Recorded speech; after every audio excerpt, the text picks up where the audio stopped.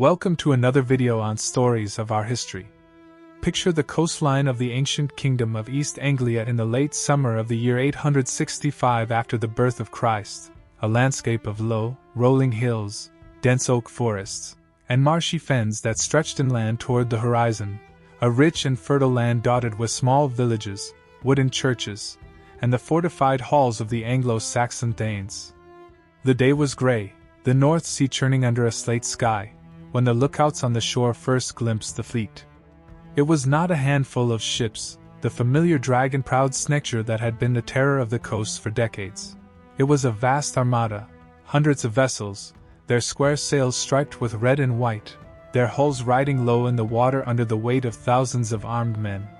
The Anglo-Saxon Chronicle, the great historical record compiled by the monks of Wessex, notes the event with a chilling brevity. In this year came a great heathen army to England and took winter quarters in East Anglia. The scribe, writing in his monastic cell, used the Old English word mysel here. Great army, a term that was reserved for the forces of the English kings themselves, and his choice of language was deliberate. This was not a raiding party. It was a military force of a size and organization that rivaled the combined armies of the four great Anglo-Saxon kingdoms, Northumbria, Mercia, East Anglia, and Wessex. The Great Heathen Army had arrived, and the world of the Anglo-Saxons was about to be turned upside down. The leaders of this immense host were figures who strode out of the mists of legend and history, their names recorded in the terse prose of the Chronicle and the vivid, blood-soaked verses of the Norse Sagas. Ivar, known as the Boneless, a warrior whose physical disability, whatever its nature, was matched by a towering intellect and a capacity for cruelty that would become the stuff of nightmares. Halfdan, his brother, a more conventional warrior but no less ambitious, a man who would eventually claim the kingship of a conquered realm, and Ubba, another son of Ragnar, a formidable commander who would meet his end in battle against the West Saxons. Together, these men represented the apex of Viking leadership, a combination of strategic genius, personal charisma, and utter ruthlessness that had been forged in the endless wars of the Scandinavian world. They were, according to the later saga tradition, the sons of Ragnar Lothbrok, the most famous Viking of all, a semi-legendary figure whose exploits had spanned the known world, from the rivers of Francia to the golden halls of the Byzantine Empire. Ragnar, so the story went, had been captured by King Ælla of Northumbria and executed by being thrown into a pit of venomous snakes, a death that his sons had sworn to avenge in the most terrible fashion. The historical truth of this tale is much debated, but what is beyond doubt is that the sons of Ragnar arrived in England with a purpose that went far beyond mere plunder. They had come to conquer. The specific composition of the Great Heathen Army is a subject of intense historical debate, a debate that reflects the limitations of the sources and the complexities of the Viking world. The Anglo-Saxon Chronicle,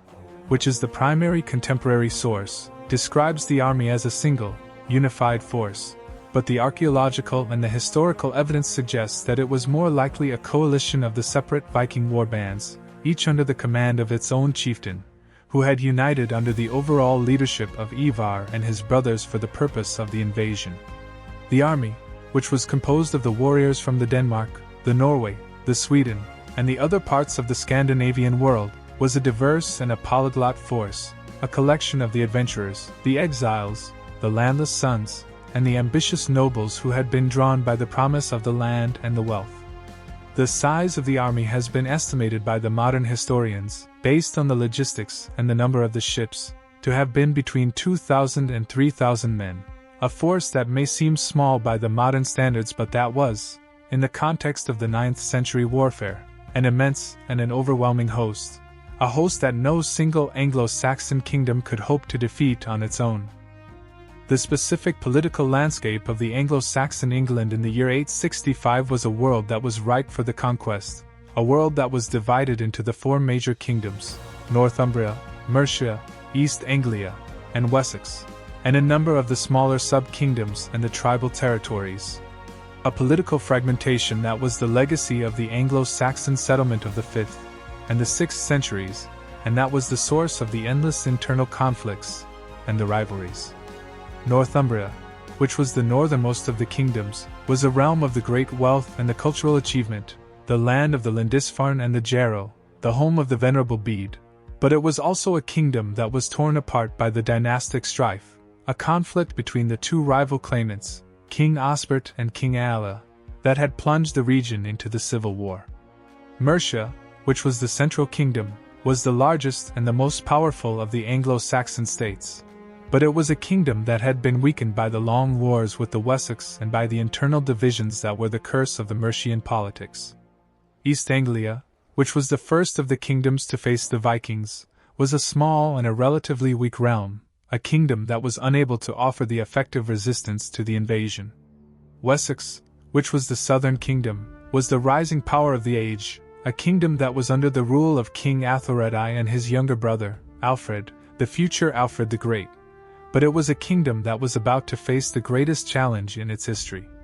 The Great Heathen Army, which was the instrument of the Viking conquest, was about to exploit the divisions and the weaknesses of the Anglo-Saxon world with a terrifying and a devastating efficiency.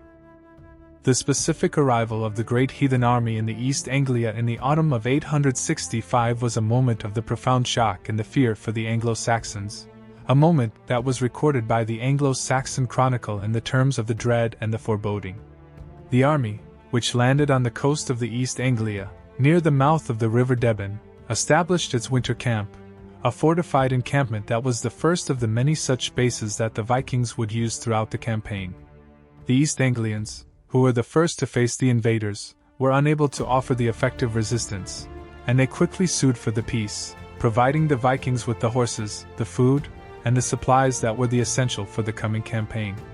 The agreement, which was the first of the many such treaties that the Anglo-Saxons would make with the Vikings, was a temporary and a pragmatic arrangement, a buying of the time that was the characteristic of the Anglo-Saxon response to the invasion.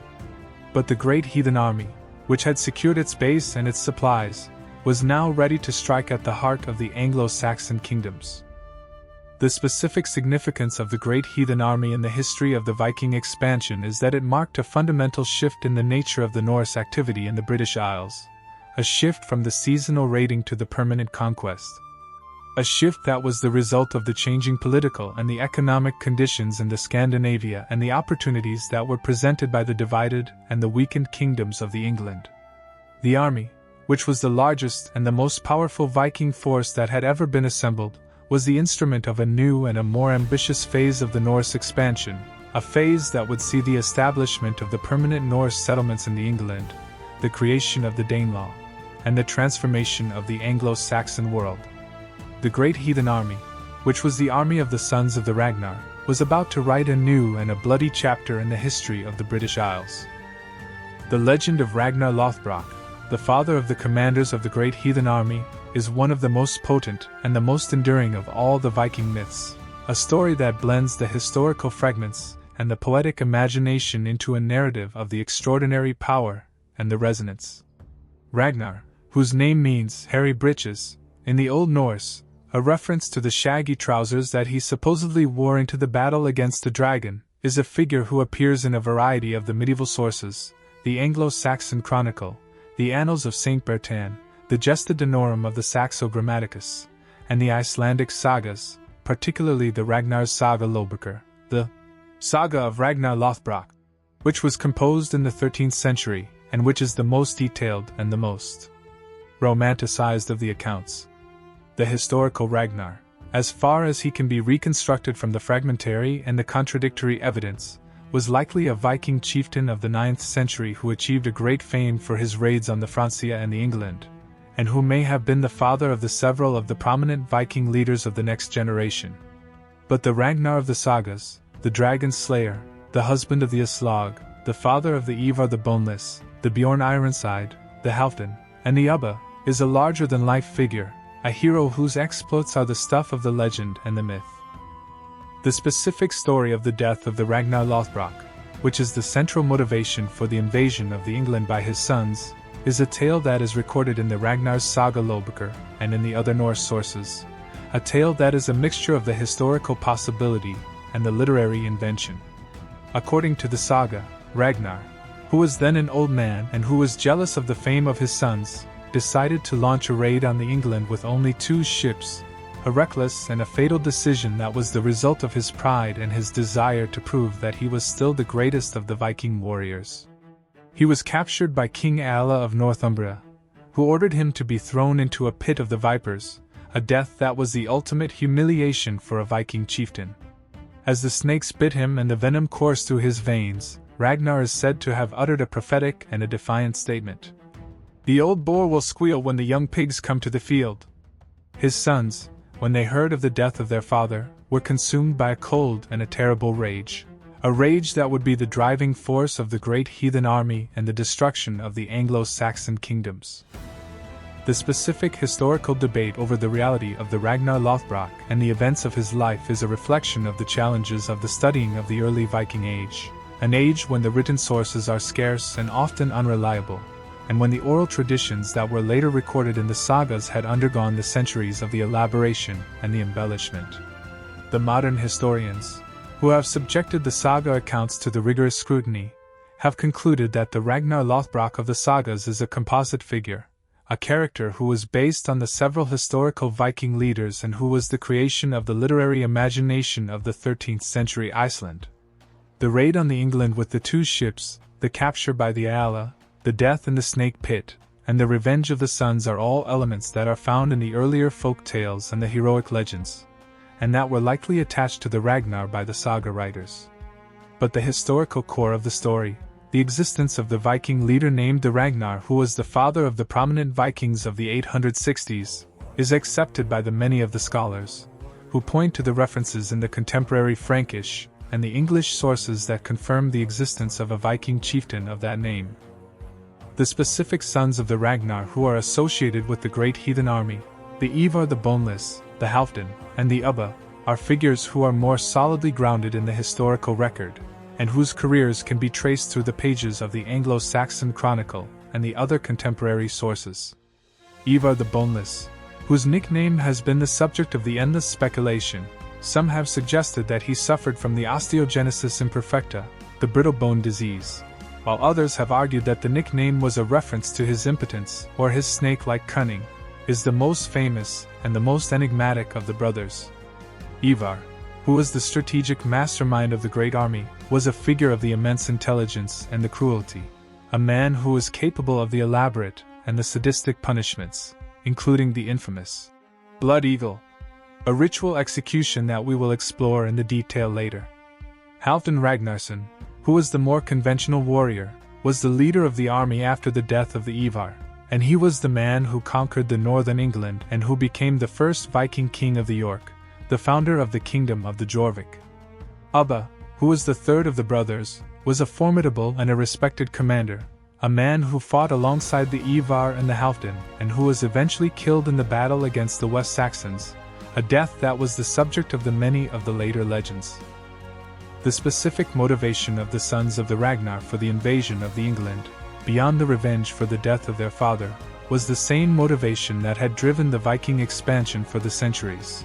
the desire for the land, the wealth, and the power, a desire that was the product of the social and the economic conditions of the Scandinavian world. The late 9th century was a time of the intense competition for the resources in the Scandinavia, a competition that was the result of the population growth, the consolidation of the royal power, and the expulsion of the rivals and the dissidents. The sons of the Ragnar, who were the ambitious and the landless warriors, saw the opportunity that was presented by the divided and the weakened kingdoms of the England, an opportunity that was the chance to carve out the kingdoms for themselves, to become the kings rather than the raiders. The revenge for the Ragnar, which was the emotional and the propagandistic justification for the invasion, was the pretext for the conquest, a conquest that was the expression of the deep and the powerful forces that were transforming the Viking world.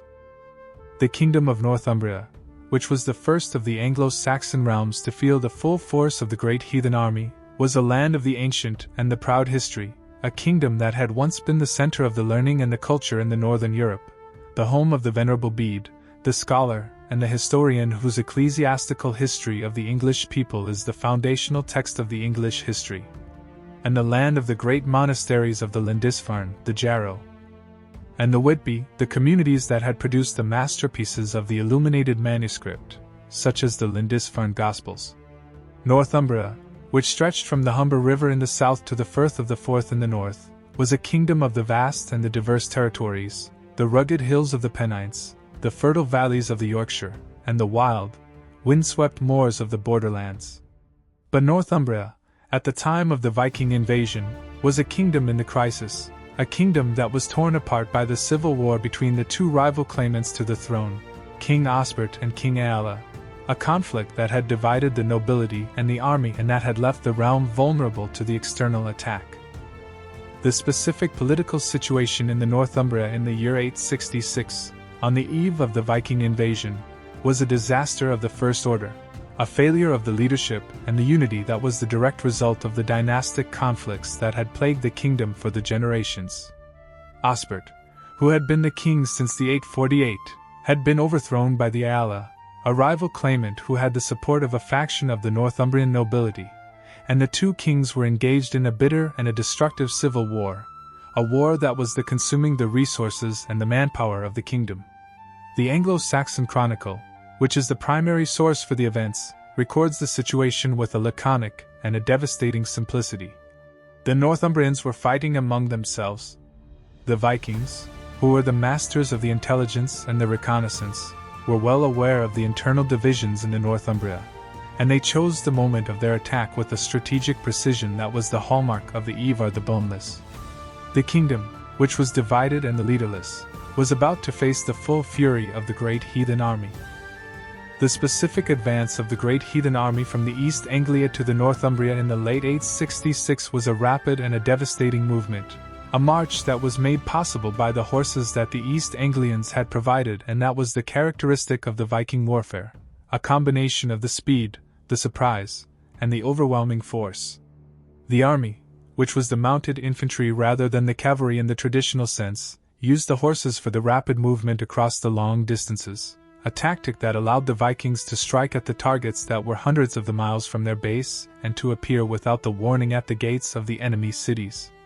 The army crossed the Humber River and moved northward, following the old Roman road that led to the city of York, the capital of the Northumbria and the second city of the Anglo-Saxon England, a city that was the political, the economic, and the ecclesiastical center of the northern kingdom.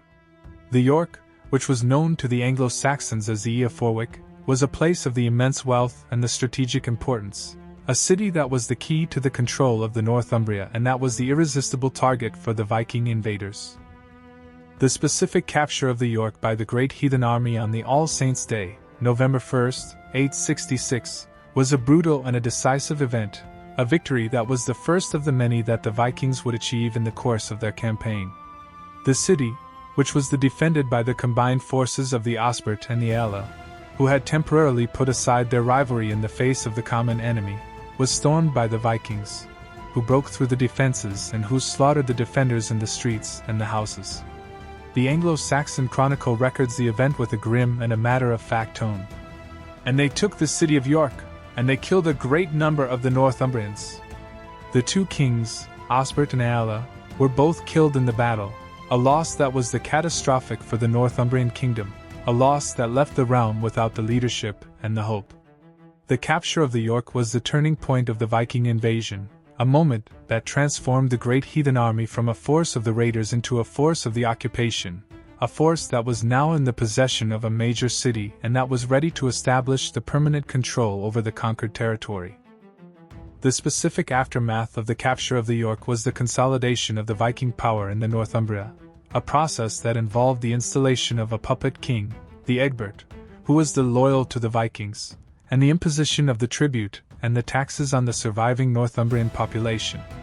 The Vikings, who were the masters of the political manipulation, understood that the direct rule of a conquered territory was a difficult and a costly enterprise, and they preferred to govern through the local clients, the kings who were obedient to the Viking overlords and who were responsible for the collection of the revenues and the maintenance of the order.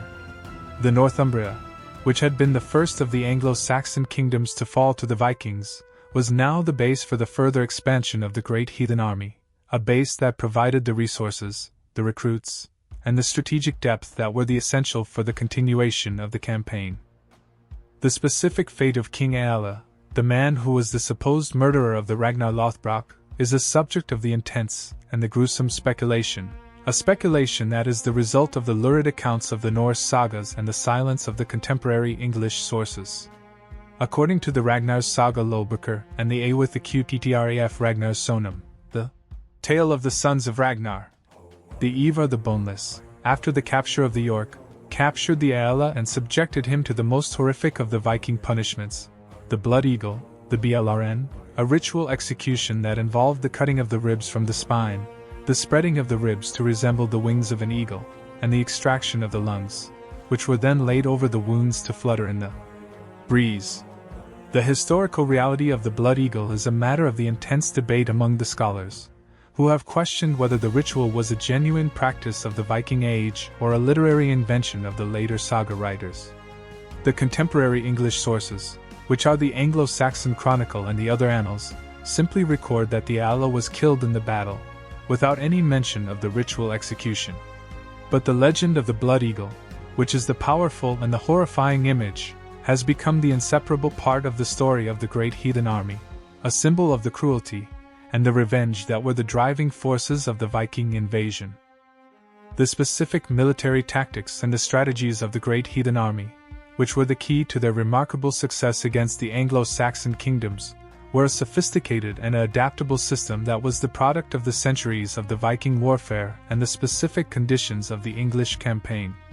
The Vikings, who were the masters of the amphibious warfare, had developed a set of the tactics that were based on the principles of the speed, the surprise, and the concentration of the force, tactics that were designed to exploit the weaknesses of the Anglo-Saxon military system, which was based on the slow-moving infantry, the fjord, the levy of the free men who were obligated to serve for a limited period each year. The Great Heathen Army, which was a professional and a permanent force, was not constrained by the seasonal rhythms of the agricultural cycle, and it could campaign throughout the year, a factor that gave it a decisive advantage over the Anglo-Saxon armies, which were disbanded at the harvest time. The specific use of the fortified camps, the winter settle, which were the bases from which the Vikings operated, was a crucial element of the strategy of the Great Heathen Army, a strategy that was the innovation of the Ivar the Boneless and his brothers. The camps, which were the large, circular or the D-shaped fortifications that were built on the rivers and the estuaries, were the secure and the easily defensible positions that served as the winter quarters, the supply depots, and the rallying points for the army. The archaeological remains of the Viking camps, which have been excavated at the sites such as the Repton in the Derbyshire, the Torksey in the Lincolnshire, and the Reading in the Berkshire, revealed the scale and the sophistication of these fortifications, the massive earthworks, the timber palisades, and the internal buildings that were the homes for the thousands of the warriors and their families. The camps, which were the nodes of the Viking control over the conquered territory, were the foundation of the military and the political power of the Great Heathen Army. The specific mobility of the Great Heathen Army, which was the result of the extensive use of the horses, was a tactical innovation that confounded the Anglo-Saxon defenders and that allowed the Vikings to strike at the targets that were far from their bases with a speed that was unprecedented in the medieval warfare. The army, which was the mounted infantry, used the horses for the rapid movement along the old Roman roads and the other routes, a tactic that allowed the Vikings to appear without the warning at the gates of the enemy cities and to avoid the pitched battles that were the disadvantage for a force that was outnumbered by the combined armies of the Anglo-Saxon kingdoms. The horses, which were obtained from the local populations as the part of the tribute and the plunder, were the essential for the mobility of the army, and the Vikings, who were the skilled horsemen, were able to move the hundreds of the miles in a matter of the days, a speed that was the shock and the awe for the Anglo-Saxons. The specific naval power of the Great Heathen Army, which was the foundation of their ability to project the force across the North Sea and to maintain the supply lines to the Scandinavia, was a crucial factor in the success of the invasion, a factor that is often overlooked by the historians who focus on the land campaigns. The Viking longships, which we have described in the detail in the previous episodes, were the revolutionary vessels that were the instruments of the Norse expansion, the ships that were capable of the crossing the open sea and of the navigating the shallow rivers and the estuaries that were the highways of the English landscape. The fleet of the Great Heathen Army, which was composed of the hundreds of the ships, was the transport for the thousands of the warriors and the tons of the supplies, and it was the means of the communication and the reinforcement that kept the army connected to the Scandinavian homeland. The naval power of the Vikings, which was the unchallenged in the North Sea, was the strategic umbrella under which the land campaign was conducted, a factor that was the decisive in the success of the invasion. The specific psychological warfare of the Great Heathen Army, which was the deliberate use of the terror and the intimidation to demoralize the enemy and to undermine the resistance, was a weapon that was as effective as the sword and the axe, a weapon that was wielded with a masterful and a terrifying skill by the Ivar the Boneless and his brothers. The Vikings, who were the pagans from the cold and the distant lands, had a reputation for the ferocity and the cruelty that preceded them, a reputation that was the carefully cultivated and that was the amplified by the lurid accounts of the monastic chroniclers, who were the primary sources for the history of the period. The sight of the dragon-prowed ships on the horizon, the news of the burning monasteries and the slaughtered communities, the rumors of the ritual executions and the human sacrifices, all of these were the elements of the psychological warfare, a warfare that was designed to break the will of the enemy before the battle was even joined. The specific tactical innovations of the Great Heathen Army, which included the use of the shield wall, the skjoldborg, the dense formation of the overlapping shields that was the classic defensive and offensive tactic of the Viking infantry, and the use of the wedge formation, the svinfalking, the swineray, which was a deep, narrow column that was designed to break through the enemy line at a single point, were the refinements of the ancient Germanic warfare that had been perfected by the generations of the Viking warriors. The shield wall, which was the foundation of the Viking military power, was a formation that required the immense discipline and the cohesion, a formation that was the product of the long training and the shared experience of the warriors. The wedge formation, which was the tactic of the shock and the penetration, was the weapon of the elite warriors, the berserkers and the Fenir, the men who were the sworn to the Odin, the god of the war and the ecstasy, and who fought with a frenzied and a terrifying fury that was the source of the awe and the fear. The specific figure of Ivar the Boneless, the eldest of the sons of the Ragnar Lothbrok and the strategic mastermind of the Great Heathen Army, is one of the most fascinating and the most enigmatic characters of the Viking Age, a man whose physical disability, whatever its nature, was the source of a towering intellect and a capacity for the cruelty that would become the stuff of the legend. Ivar, whose Old Norse name was Ivar in Banelazi, was a figure who appears in the Anglo-Saxon Chronicle as the Ingvar, the leader of the heathen army, and in the Irish annals as the Imar, the king of the Dublin and the Norse of the Ireland, a dual identity that has led some historians to suggest that the Ivar the Boneless of the English campaign and the Imar of the Irish annals were the same person, a Viking leader who operated across the whole of the British Isles. The Ragnar's Saga Lothbrok, which is the primary source for the legendary accounts of the Ivar, describes him as a man of the exceptional intelligence and the cunning, a man who was the master of the strategy and the psychology, and who was the driving force behind the invasion of the England and the revenge for the death of his father. The specific nature of the Ivar's physical disability, which gave him the epithet, the Boneless, is a subject of the endless speculation and the debate, a debate that reflects the ambiguity of the saga accounts and the limitations of the historical record. The Ragnar's saga describes the Ivar as the having the no bones, a condition that was the result of the curse that was placed on his mother, the Aslog, by the Ragnar, and that required him to be carried into the battle on a shield, a description that has led some scholars to suggest that he suffered from the osteogenesis imperfecta, the brittle bone disease, or from some other congenital condition that affected his mobility. Other scholars have argued that the nickname was a metaphorical reference to the Ivar's impotence, or his lack of the children, an interpretation that is supported by the saga accounts that describe him as the incapable of lying with the women. The more recent and the more plausible interpretation is that the nickname was a reference to the Ivar's exceptional flexibility and the agility, a trait that was admired by the Viking warriors, who valued the physical prowess and the martial skill. Whatever the truth of the matter, the Ivar the Boneless was clearly a leader of the immense ability, a man who was able to command the loyalty and the respect of the hardened warriors of the Great Heathen Army, and to orchestrate the most successful and the most devastating of the Viking invasions. The specific role of the Ivar in the planning and the execution of the invasion of the England is a subject that is difficult to reconstruct from the fragmentary sources, but the broad outlines of his strategy are clear from the sequence of the events. The Ivar, who was the elder brother and the most experienced of the leaders, was the overall commander of the Great Heathen Army, the man who made the key decisions and who directed the operations. His strategy, which was the masterpiece of the Viking warfare, was to exploit the internal divisions of the Anglo-Saxon kingdoms, to strike at the vulnerable points with the speed and the surprise, to establish the fortified bases that could be the centers for the further expansion, and to use the terror and the intimidation to undermine the will of the enemy.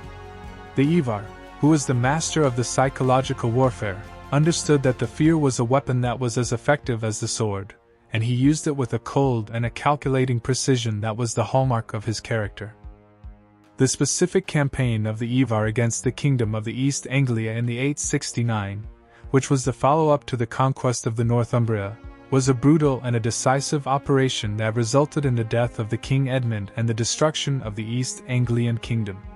The East Anglia, which had been the first of the kingdoms to face the Great Heathen Army, had been spared the destruction by the payment of the tribute and the provision of the horses, but the Ivar, who was the relentless and the unforgiving, returned to the kingdom in the 869 with the demand for the complete submission. The King Edmund, who was the devout Christian and the ruler of the East Anglia, refused to submit to the pagan overlordship, a refusal that was the act of the courage and the faith, but that was also the act of the fatal defiance. The Ivar, according to the later hagiographic accounts, had the Edmund captured, tortured, and executed, a death that was the martyrdom and that was the foundation of the cult of the Saint Edmund, the patron saint of the England. The destruction of the East Anglian kingdom was the completion of the Viking conquest of the eastern England, a conquest that had reduced the three of the four great Anglo-Saxon kingdoms to the subjugation or the destruction. The specific later career of the Ivar the Boneless, after the conquest of the East Anglia, is a subject of the uncertainty and the debate, a reflection of the fragmentary nature of the sources and the confusion between the Ivar and the Amar of the Irish annals. The Anglo-Saxon Chronicle records that the Ivar left the England in the 870 and travelled to the Ireland, where he joined the Norse forces that were fighting the Irish kings, a journey that is consistent with the Irish annals that record the activities of the Amar, the king of the Dublin, who was a major figure in the Viking wars in the Ireland in the 870s. The Ivar, who was the master of the strategy and the politics, was a figure who operated on a grand scale, a man who was the player in the great game of the Viking expansion across the whole of the British Isles.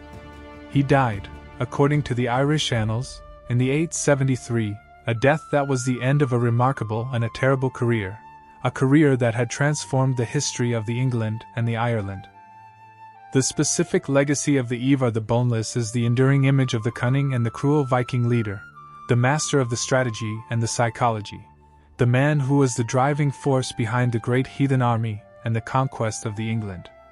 The Ivar, who was the product of the legend and the history, is a figure who has captured the imagination of the writers, the artists, and the filmmakers for the centuries, a figure who is the embodiment of the Viking spirit of the ambition, the intelligence, and the ruthlessness.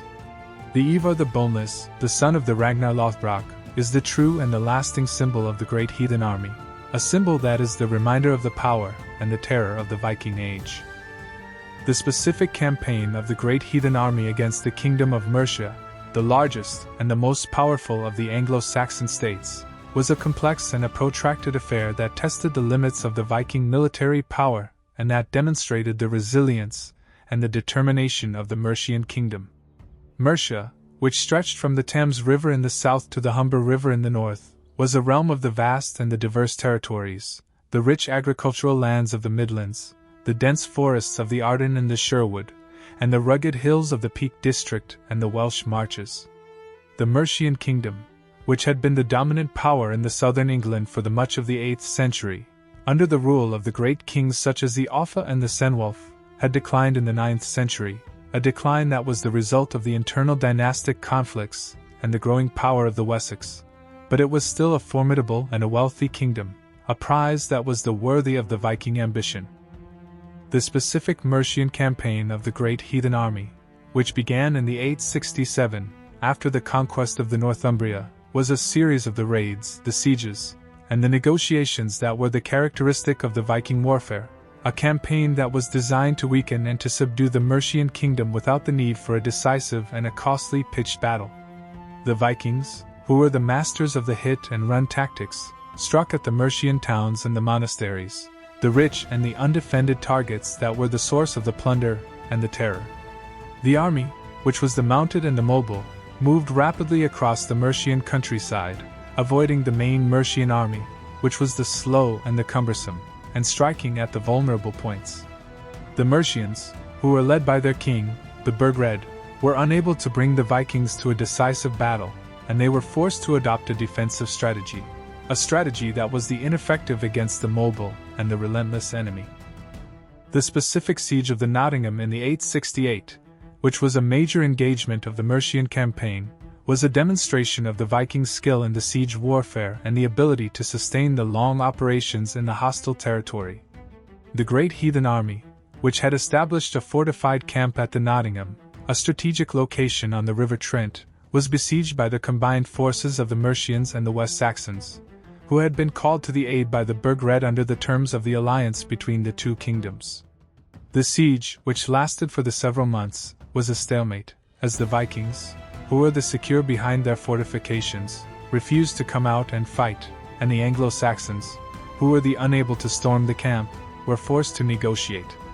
The peace, which was negotiated, was a temporary and a pragmatic arrangement, a buying of the time that was the characteristic of the Anglo-Saxon response to the Viking invasion.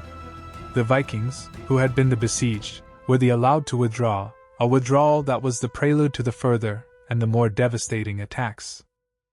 The specific collapse of the Mercian kingdom, which occurred in the 874, after the years of the relentless Viking pressure, was a catastrophe that was the result of the military defeats, the economic exhaustion, and the political fragmentation that the invasion had caused. The Great Heathen Army, which was now under the command of the Halfdan Ragnarsson, after the departure of the Ivar to the Ireland, launched a final and a decisive campaign against the Mercia, a campaign that resulted in the expulsion of the King Burgred and the installation of a puppet king, the Ceolwulf II, who was loyal to the Vikings. The Mercia, which had been the largest and the most powerful of the Anglo-Saxon kingdoms, was now reduced to the status of the client state, a kingdom that was subservient to the Viking overlords and that was the source of the tribute and the troops for the great army. The fall of the Mercia was the completion of the Viking conquest of the Midlands, a conquest that had destroyed the balance of the power in England and that had left the Wessex as the only independent Anglo-Saxon kingdom.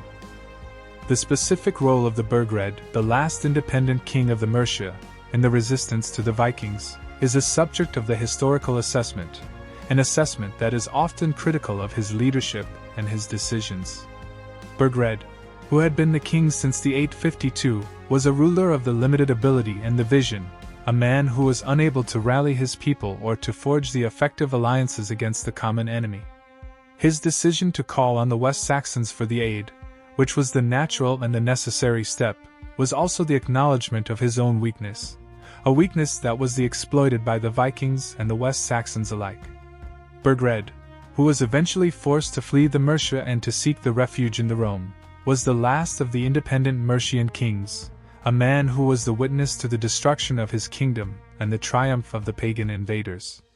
The fall of the Mercia, which was the end of an era, was the prelude to the final and the most dramatic chapter of the Great Heathen Army,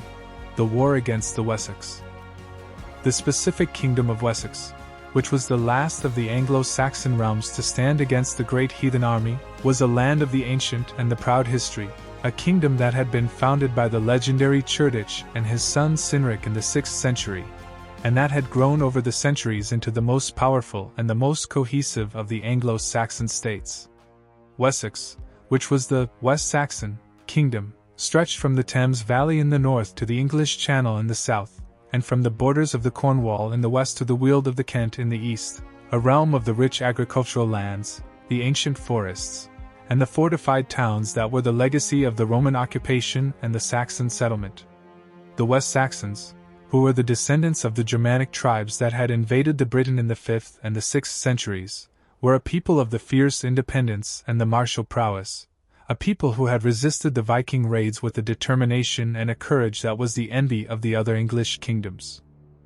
The specific leadership of the Wessex at the time of the Great Heathen Army was in the hands of King Æthelred I, the son of the Ethelwulf and the grandson of the Egbert, the king who had established the West Saxon supremacy over the southern England. Æthelred, who had succeeded his elder brother, the Ethelbald, in the 865, was a man of the deep piety and the military experience, a ruler who was determined to defend his kingdom against the pagan invaders. But the true hero of the West Saxon resistance, the figure who would emerge from the crisis as the greatest of the Anglo-Saxon kings, was the younger brother of the Æthelred, the Alfred, the future Alfred the Great, a man who was then a young prince in his early 20s, a man of the intelligence, the courage, and the vision that would transform the history of the England.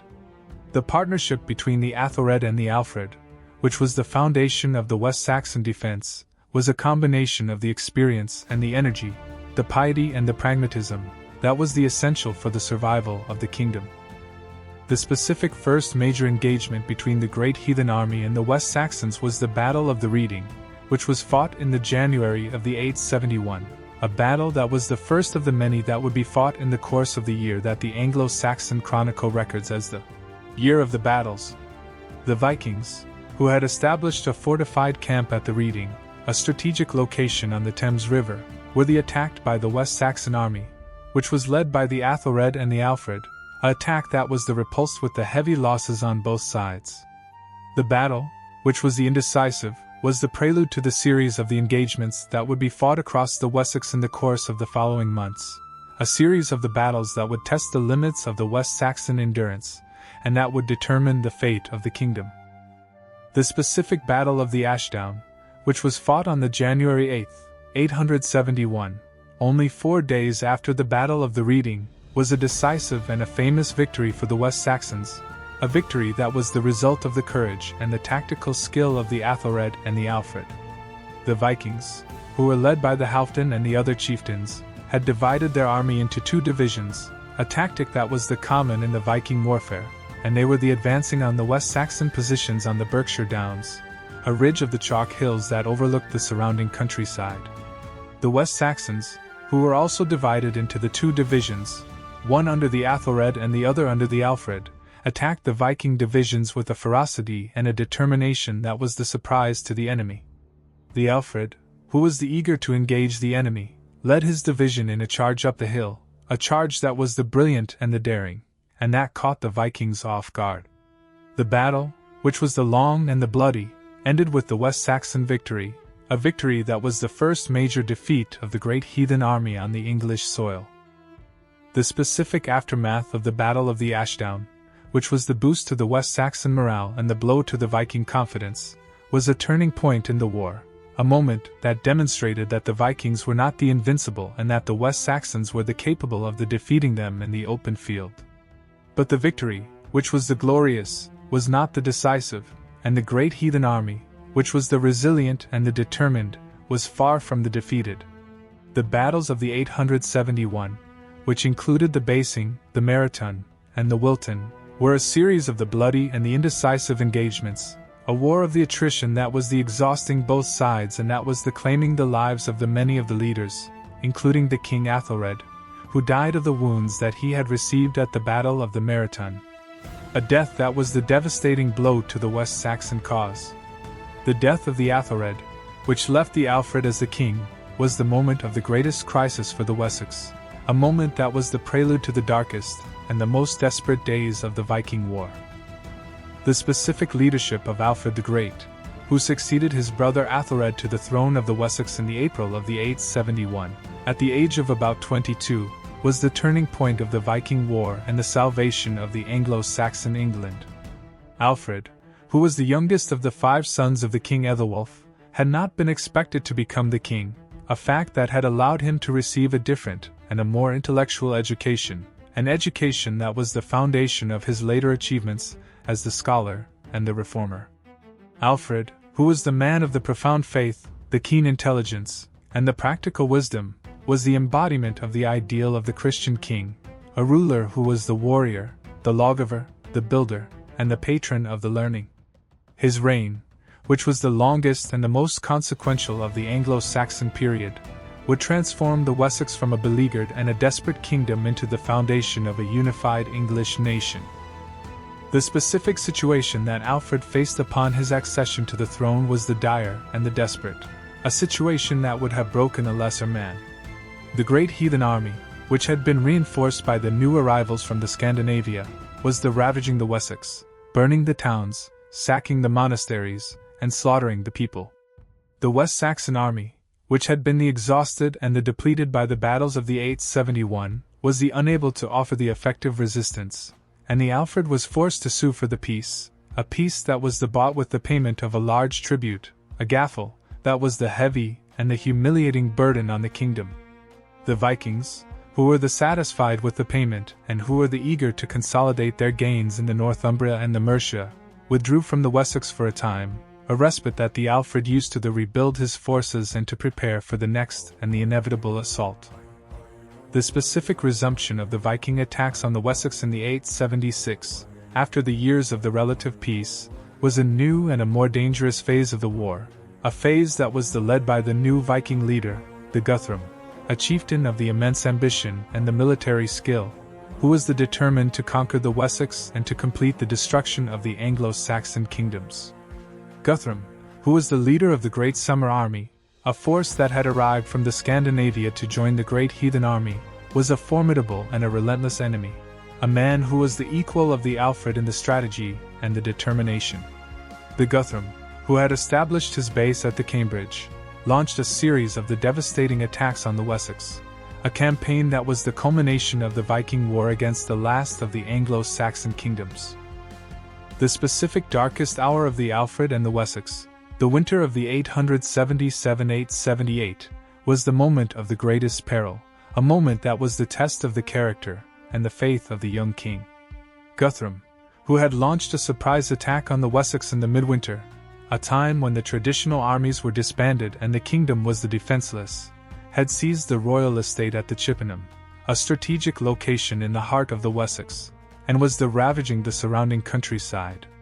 Alfred, who was caught off guard and who was abandoned by many of his followers, was forced to flee into the wilderness, a fugitive in his own kingdom, a king without a throne. The legend of the Alfred, the king who was hiding in the marshes of the Somerset, the king who was burning the cakes of the peasant woman and who was rebuked for his carelessness, is the product of the later centuries, but it captures the essence of the moment. The great king, the champion of the Christian faith, was reduced to the lowest and the most humiliating of the conditions, a condition that was the prelude to his greatest triumph. The specific rallying of the Alfred and the West Saxons in the spring of the 878 was a miracle of the leadership and the resilience, a miracle that was the result of the Alfred's determination and the loyalty of the West Saxon people. Alfred, who had established his base at the Athelney, a small island in the marshes of the Somerset, used the winter to gather his forces and to plan his counterattack. He sent out the messengers to the Ferdmen, the free men of the Wessex, summoning them to the muster at the Egbert Stone, a landmark on the borders of the Wiltshire and the Somerset, a gathering that was the symbol of the West Saxon unity and the resolve. The army that assembled at the Egbert Stone in the May of the 878 was the largest and the most determined that the Wessex had ever fielded, a force that was the instrument of the Alfred's strategy and the hope of the Anglo-Saxon England. The specific Battle of the Edington, which was fought on the May 878, near the modern town of the Westbury in the Wiltshire, was the decisive and the climactic engagement of the war, a battle that was the culmination of the Alfred's strategy and the turning point of the history of the England. The West Saxon army, which was the highly motivated and the well-led, attacked the Guthrum's forces, which were entrenched on the high ground of the Edington, a position that was the strong and the defensible. The battle, which was the long and the fierce, was the victory for the West Saxons, a victory that was the result of the courage and the discipline of the Alfred's army, and the leadership of the Alfred himself, who was the inspiration and the commander of the host. The Guthrum, who was the defeated and the humiliated, was forced to flee with the remnants of his army to the Chippenham, where he was besieged by the Alfred for the 14 days, a siege that was the end of the Viking resistance. The specific Treaty of the Wedmore, which was negotiated between the Alfred and the Guthrum after the Battle of the Edington, was the formal settlement that ended the war and that established the boundaries between the Anglo-Saxon and the Viking territories in England. The treaty, which was the masterpiece of the diplomacy and the pragmatism, required the Guthrum to accept the Christian baptism, a symbolic act that was the submission to the Christian God and the recognition of the Alfred's authority, and to withdraw his forces from the Wessex and to confine them to the eastern and the northern parts of England, the territory that was known as the Danelaw. The treaty, which was the foundation of the peace between the two peoples, was the recognition of the reality of the Viking settlement and the creation of a new political order in England. The specific creation of the Danelaw, the vast territory of the eastern and the northern England that was under the control of the Vikings and their descendants, was the most enduring and the most significant of the legacies of the Great Heathen Army, a legacy that transformed the political, the social, the legal, and the linguistic landscape of the region for the centuries to come. The Danelaw, which was the land of the Danes, the generic term that was used by the Anglo-Saxons to refer to all the Scandinavian settlers, was a unique and a distinctive part of England, a region where the Norse law, the language, the customs, and the identity were the dominant influences, a region that was the separate and the distinct from the Anglo-Saxon south and west. The Danelaw, which was formally established by the Treaty of the Wedmore in the 878 and by the later agreements between the Alfred and the Guthrum, was the recognition of the permanent Viking presence in England, a presence that was the result of the conquests of the Great Heathen Army. The specific geographical boundaries of the Danelaw, which were defined by the treaty between the Alfred and the Guthrum, ran from the London in the south to the Chester in the northwest, following the line of the Watling Street, the old Roman road that was the ancient highway of the Britain, a boundary that was the division between the Anglo-Saxon and the Viking territories. The Danelaw included the whole of the Northumbria, the East Anglia, the Eastern Mercia, and the parts of the Essex and the Middlesex, a vast and a populous territory that was the home to the hundreds of the thousands of the people, both the native Anglo-Saxons and the Scandinavian settlers.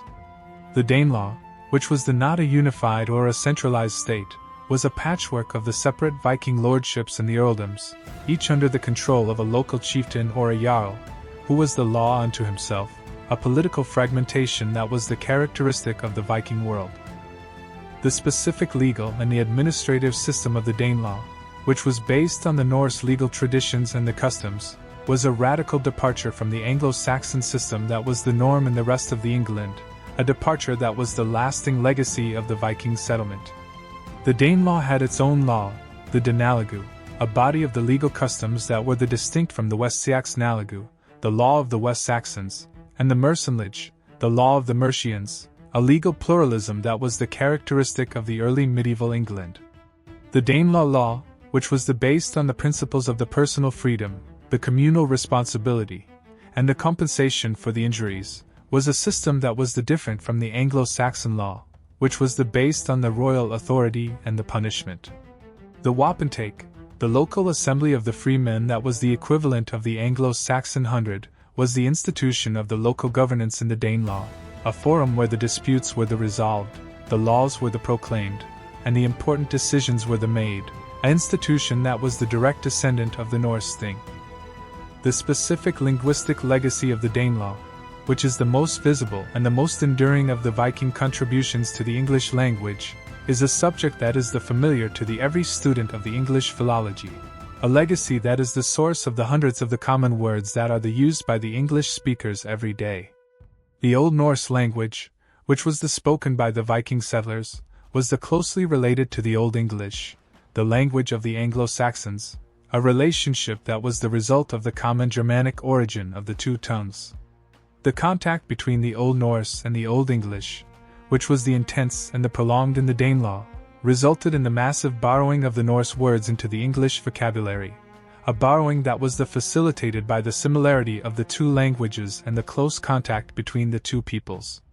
The words that are of the Norse origin, such as the sky, the egg, the knife, the window, the law, the husband, the sister, the they, the them, and the there, are the everyday words that are the evidence of the deep and the lasting impact of the Viking settlement on the English language.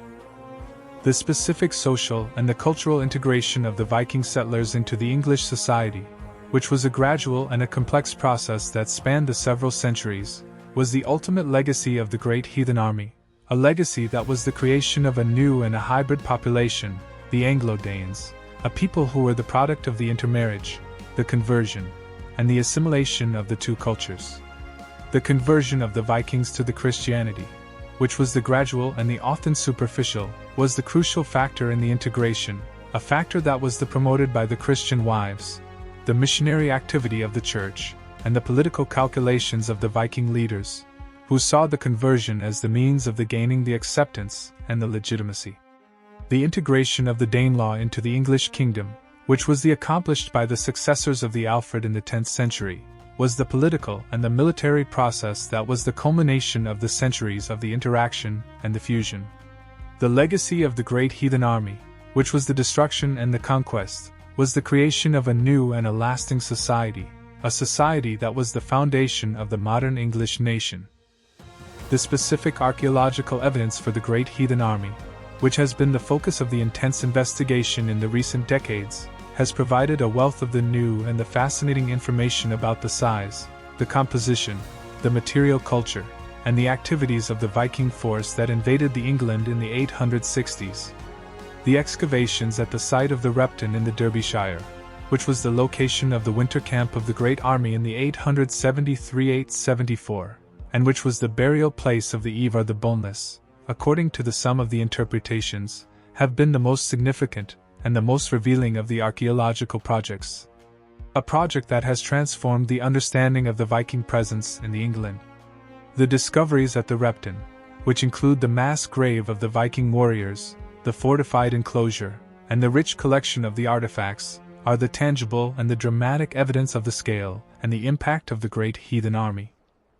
The specific mass grave at the Repton, which was discovered in the 1980s by the archaeologists led by the Martin Biddle and the Berthik Jalby Biddle, is one of the most important and the most evocative of the Viking archaeological finds, a discovery that provides a direct and a personal link to the warriors of the Great Army.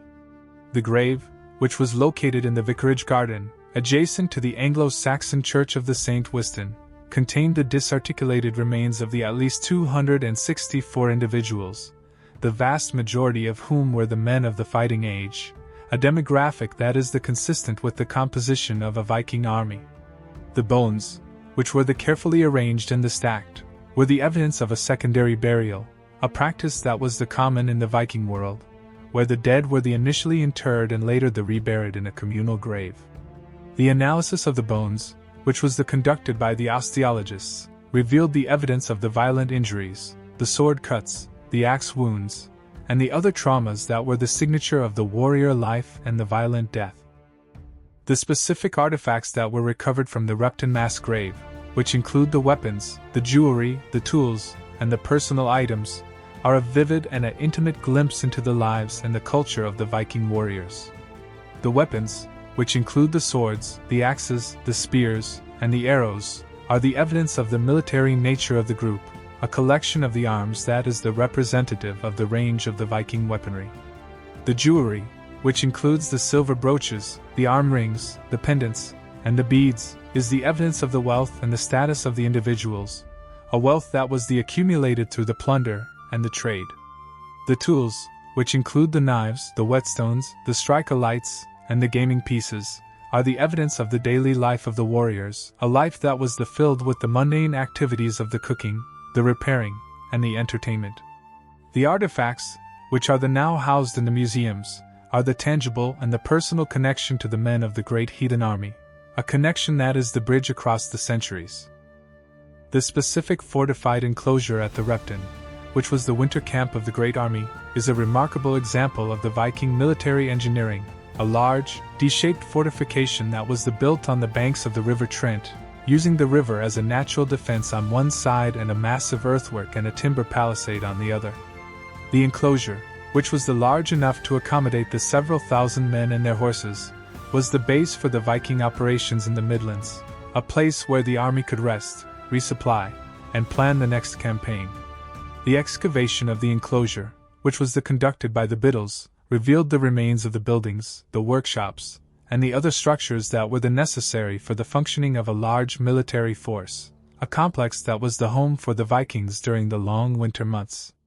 The Repton camp, which is the best preserved of the Viking winter camps, is a unique and an invaluable window into the world of the Great Heathen Army. The specific interpretation of the mass grave at the Repton as the burial place of the Ivar the Boneless, which has been suggested by some scholars, is a fascinating and a controversial hypothesis, a hypothesis that is based on the analysis of the bones and the historical records. The grave, which was located in the most prestigious and the prominent position, near the altar of the Anglo-Saxon church, and which contained the remains of a large and imposing male individual, the Repton warrior,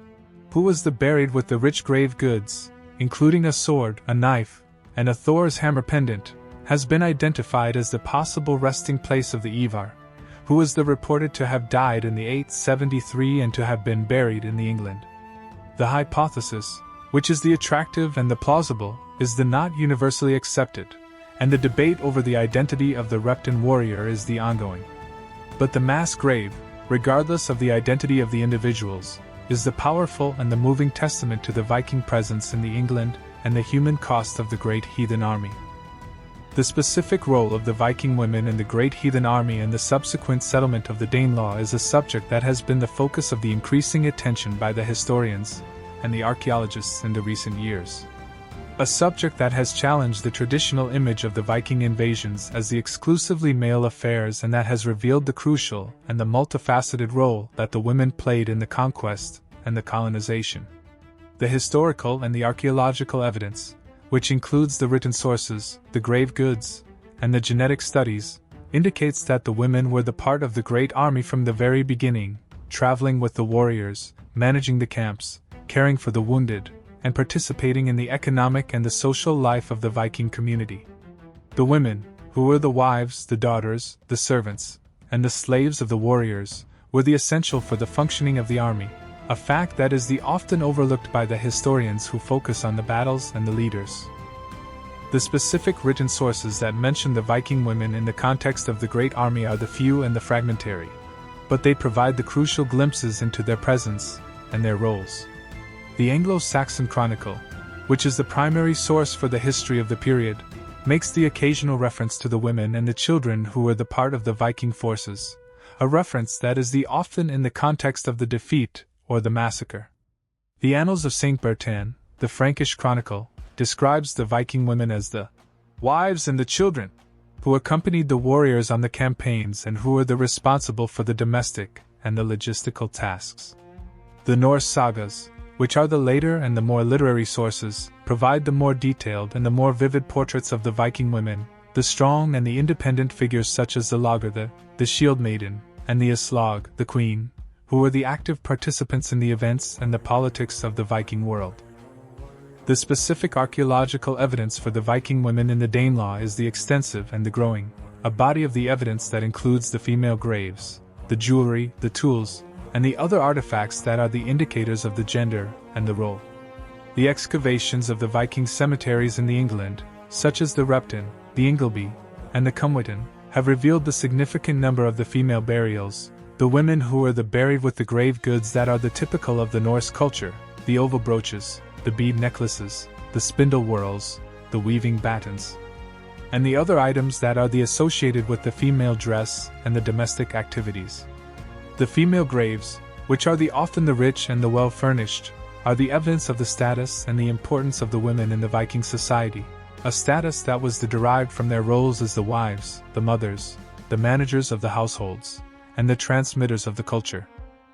The specific genetic evidence for the Viking women in the Danelaw, which has been the product of the recent studies of the ancient DNA, has provided a new and a fascinating dimension to the understanding of the settlement, a dimension that is the confirmation of the historical and the archaeological evidence. The genetic studies, which have been conducted by the researchers at the University of Leicester and the other institutions, have analyzed the DNA of the individuals from the Viking cemeteries in England, and they have found that the significant proportion of the individuals are the women, a finding that is consistent with the idea that the Viking settlement involved the migration of the whole families, not just the male warriors. The genetic evidence, which is the powerful and the objective, is the confirmation that the Viking women were the integral part of the Great Army in the colonization of the Danelaw, a fact that is the essential for the understanding of the Viking legacy in the England. The specific role of the Viking women in the integration and the assimilation of the Norse and the Anglo-Saxon cultures, which was the crucial factor in the creation of the hybrid Anglo-Danish society of the Danelaw, is a subject that is the often overlooked but that is the fundamental to the understanding of the period. The women, who were the mothers and the educators of the next generation, were the primary agents of the cultural transmission, the keepers of the language, the customs, and the values of the Norse people. The intermarriage between the Viking men and the Anglo-Saxon women, which was the common and the widespread, was facilitated by the presence of the Viking women, who were the models and the mediators of the cultural exchange. The Viking women, who were the strong and the resilient, were the foundation of the new and the lasting society that emerged from the chaos and the violence of the Viking conquest. The specific fate of the kingdom of East Anglia under the onslaught of the Great Heathen Army, and the martyrdom of its king, Edmund, is one of the most tragic and the most significant episodes of the Viking invasion, a story that combines the historical fact and the religious legend into a powerful and an enduring narrative.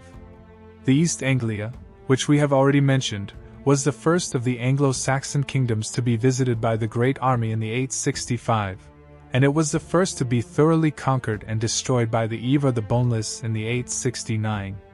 The kingdom, which had been the home of the Sutton whose ship burial, the greatest of the Anglo-Saxon archaeological treasures, was a land of the ancient and the proud history, a history that was the abruptly and the violently terminated by the pagan invaders. The fall of the East Anglia and the death of the Edmund were the events that sent the shockwaves through the Christian world and that were the foundation of the cult of the Saint Edmund, one of the most popular and the most enduring of the English saints. The specific figure of King Edmund, who ruled the East Anglia from about the 855 to his death in the 869, is a figure who is known primarily from the later hagiographic sources, the Passio Sancti Edmundi, the Passion of Saint Edmund, which was written by the Abbot of the Fleury in the late 10th century, and the Life of Saint Edmund by the Alfric of the Eynsham, which was written in the early 11th century. These sources, which were written over a century after the events that they describe, are the pious and the embellished accounts, the works of the hagiography that were designed to celebrate the sanctity and the martyrdom of the king, and they must be used with the caution by the historians. But the core of the story, the refusal of the Edmund to submit to the pagan Vikings and his subsequent execution, is consistent with the other sources and with the known events of the period. The specific account of the death of the Edmund, as it is recorded in the hagiographic sources, is a tale of the horror and the heroism, a tale that was the inspiration for the generations of the Christians. According to the Passio Sancti Edmundi, the Ivar the Boneless, after the conquest of the East Anglia, sent the messengers to the Edmund, demanding that he renounce his Christian faith and become the vassal of the Viking king. Edmund, who was the devout Christian, refused the demands, a refusal that was the act of the faith and the courage. The Ivar, who was enraged by the defiance, ordered the Edmund to be tied to a tree and to be shot with the arrows, a death that was the slow and the agonizing, a death that was the imitation of the martyrdom of the Saint Sebastian. The Edmund, who was still alive after the arrows had pierced his body, was finally beheaded by the Vikings, who threw his head into the brambles, a final act of the desecration. The head, according to the legend, was later found by the followers of the Edmund, guarded by a wolf, and it was miraculously reunited with the body, a miracle that was the sign of the sanctity of the martyred king. The specific historicity of the Edmund's martyrdom is a subject that has been debated by the historians, a debate that is the reflection of the limitations of the sources and the nature of the hagiographic literature. The Anglo-Saxon Chronicle, which is the primary contemporary source, simply records that the Edmund was killed by the Vikings, without any of the lurid details that are found in the later accounts. The more skeptical historians have argued that the story of the Edmund's martyrdom was the later invention, a pious fiction that was designed to create a cult and to promote the interests of the monastery of the Bury St. Edmunds, which was founded in the 10th century, and which was the beneficiary of the Edmund's growing reputation. But the majority of the historians accept that the Edmund was killed by the Vikings, and that the later accounts, while the embellished, are based on the genuine tradition of the martyrdom. The specific legacy of the Saint Edmund in the English history and the culture is the immense and the lasting, a legacy that is the testament to the power of the faith and the memory. The cult of the Saint Edmund, which was one of the most popular and the most politically significant in the medieval England, was the symbol of the English resistance to the pagan invaders and the divine favor that was bestowed on the English nation. The monastery of the Bury St. Edmunds, which was the center of the cult, was one of the richest and the most powerful in the land, a place that was the destination of the pilgrims and the patron of the arts and the learning. The Saint Edmund, who was the king and the martyr, was the patron saint of the England until the 14th century, when he was supplanted by the Saint George, but his memory and his example are the enduring part of the English national identity. The specific debate over the reality and the nature of the blood eagle, the ritual execution that was allegedly inflicted on the King Ælla of Northumbria by the sons of the Ragnar, is one of the most fascinating and the most gruesome of the historical controversies. A controversy that touches on the fundamental questions of the Viking culture, the violence, and the relationship between the history and the legend. The blood eagle, the Björn in the Old Norse, is described in the Ragnar's Saga Lothbrok and in the other saga sources as the ultimate form of the revenge, a ritual that was reserved for the most hated and the most feared of the enemies. The description of the ritual, which is vivid and horrifying, involves the cutting of the ribs from the spine, the spreading of the ribs to resemble the wings of an eagle, and the extraction of the lungs, which were then laid over the wounds to flutter in the breeze, a final and terrible offering to the Odin, the god of the war and the death. The specific passage in the Ragnar's Saga Lothbrok that describes the death of the Ælla is the primary source for the blood eagle tradition, a passage that is filled with the drama and the brutality. The saga, which was written in the 13th century, tells the story of the revenge of the sons of the Ragnar for the death of their father, a revenge that was culminating in the capture of the Ælla and the infliction of the blood eagle. The saga describes the Ivar the Boneless, who was the mastermind of the revenge, directing the operation, and the Ælla, who was the bound and the helpless, suffering the agonizing death. The passage, which is one of the most famous and the most quoted in the whole of the saga literature, is the powerful and the disturbing image, an image that has been the inspiration for the generations of the artists, the writers, and the filmmakers. The specific historical debate over the reality of the blood eagle is the long-running and the intense, a debate that has engaged the historians, the philologists, and the archaeologists, and that has produced a wide range of the opinions, from the total acceptance to the total rejection. The skeptics, who are in the majority among the modern historians, argue that the blood eagle is the literary invention, a motif that was borrowed from the earlier folk tales and the heroic legends, and that was attributed to the Ragnarssons by the saga writers of the 13th century. They point to the fact that the blood eagle is not mentioned in the contemporary sources, the Anglo-Saxon Chronicle or the Irish Annals, which simply record the death of the Ælla in the battle, without any of the gruesome details. They also point to the anatomical and the practical difficulties of performing such a ritual, the extreme skill and the precision that would be required to cut the ribs and to extract the lungs while the victim was still alive, a feat that would be extremely difficult, if not impossible, even for the skilled executioner. The specific arguments of the believers in the historicity of the blood eagle are based on the interpretation of the saga passages and the archaeological evidence of the ritual violence in the Viking Age. The believers point to the fact that the blood eagle is mentioned in several of the saga sources, a consistency that suggests that it was part of the Viking cultural memory, if not the actual practice. They also point to the archaeological evidence of the human sacrifice and the ritual mutilation that has been found at the Viking sites, such as the Trelleborg in Denmark and the Lidra in Sweden, which suggests that the Vikings were capable of the extreme forms of the violence in the religious and the political contexts. The believers argue that the blood eagle, while it may have been the rare and the exceptional, was the real and the terrifying possibility, a possibility that was designed to inspire the fear and the awe. The specific significance of the Blood Eagle debate for the understanding of the Viking culture is the profound, a debate that is the reflection of the broader questions about the nature of the Viking violence, and the relationship between the history and the myth. The Blood Eagle, whether it was the real ritual or the literary invention, is the symbol of the Viking Age, a symbol of the cruelty, the revenge, and the paganism that were the defining characteristics of the Norse world. The debate, which is the ongoing, is the reminder that the past is the complex and the often unknowable, a foreign country where the things are done differently, and where the line between the fact and the fiction is the blurred and the indistinct. The specific evolution of the Great Heathen Army after the death of the Ivar the Boneless and the Halfdan Ragnarsson, and the subsequent settlement of the Danelaw, was a process that transformed the Viking invaders into the permanent residents, the lords of the land, and the founders of the new and the lasting communities. The Great Army, which had been the instrument of the conquest and the destruction, gradually dissolved into the smaller war bands and the individual settlements, a process that was accelerated by the division of the lands among the warriors and the establishment of the Viking lordships and the earldoms across the eastern and the northern England. The second generation of the Viking leaders, the Guthrum, the Aussidal, the Anwend, and the others, were the rulers of the Danelaw, the men who were responsible for the maintenance of the peace, the collection of the tribute, and the defense of the realm against the external enemies and the internal rivals. The specific figure of Guthrum, the king of the East Anglia and the ruler of the southern Danelaw, is the most famous and the most successful of the Viking leaders of the generation after the Great Army.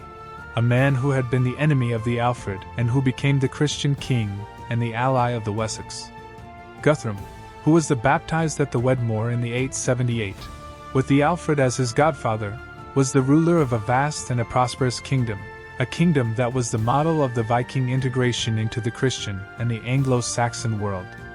Guthrum, who was responsible for the maintenance of the peace and the implementation of the treaty, was the example of the new type of the Viking leader, the leader who was not just the warrior, but the administrator, the lawgiver, and the patron of the church. The reign of the Guthrum, which lasted until his death in the 890, was the period of the relative stability and the prosperity in the Danelaw, a period that was the foundation of the Anglo-Danish society. The specific political and the military events of the late 9th and the early 10th centuries, which saw the gradual expansion of the power of the Wessex into the Danelaw, were the prelude to the unification of the England under the rule of the House of the Wessex. The successors of the Alfred, the Edward the Elder, the Athelstan, the Edmund, and the Eadred, were the powerful and the ambitious kings, who were determined to complete the work that the Alfred had begun and to bring the whole of the England under their control. The campaigns of the Edward the Elder, which were supported by his sister, the Ethelflaed, the Lady of the Mercians, were the systematic and the successful, a series of the military operations that resulted in the capture of the Viking strongholds and the submission of the Viking lords. The Battle of the Brunanburh, which was fought in the 937 by the Athelstan against the coalition of the Vikings, the Scots, and the Britons, was the decisive and the famous victory that was celebrated in the Anglo-Saxon Chronicle as the greatest of the English triumphs, a victory that was the confirmation of the West Saxon supremacy and the unity of the English nation. The specific integration of the Danelaw into the English kingdom, which was accomplished by the end of the 10th century, was a complex and a varied process, a process that was different in the different regions and that was dependent on the local circumstances and the personalities of the rulers. The Danelaw, which had been the independent and the distinct region for over a century, was gradually absorbed into the English state, a process that was facilitated by the intermarriage, the conversion, the common language, and the shared culture of the Anglo-Danish population.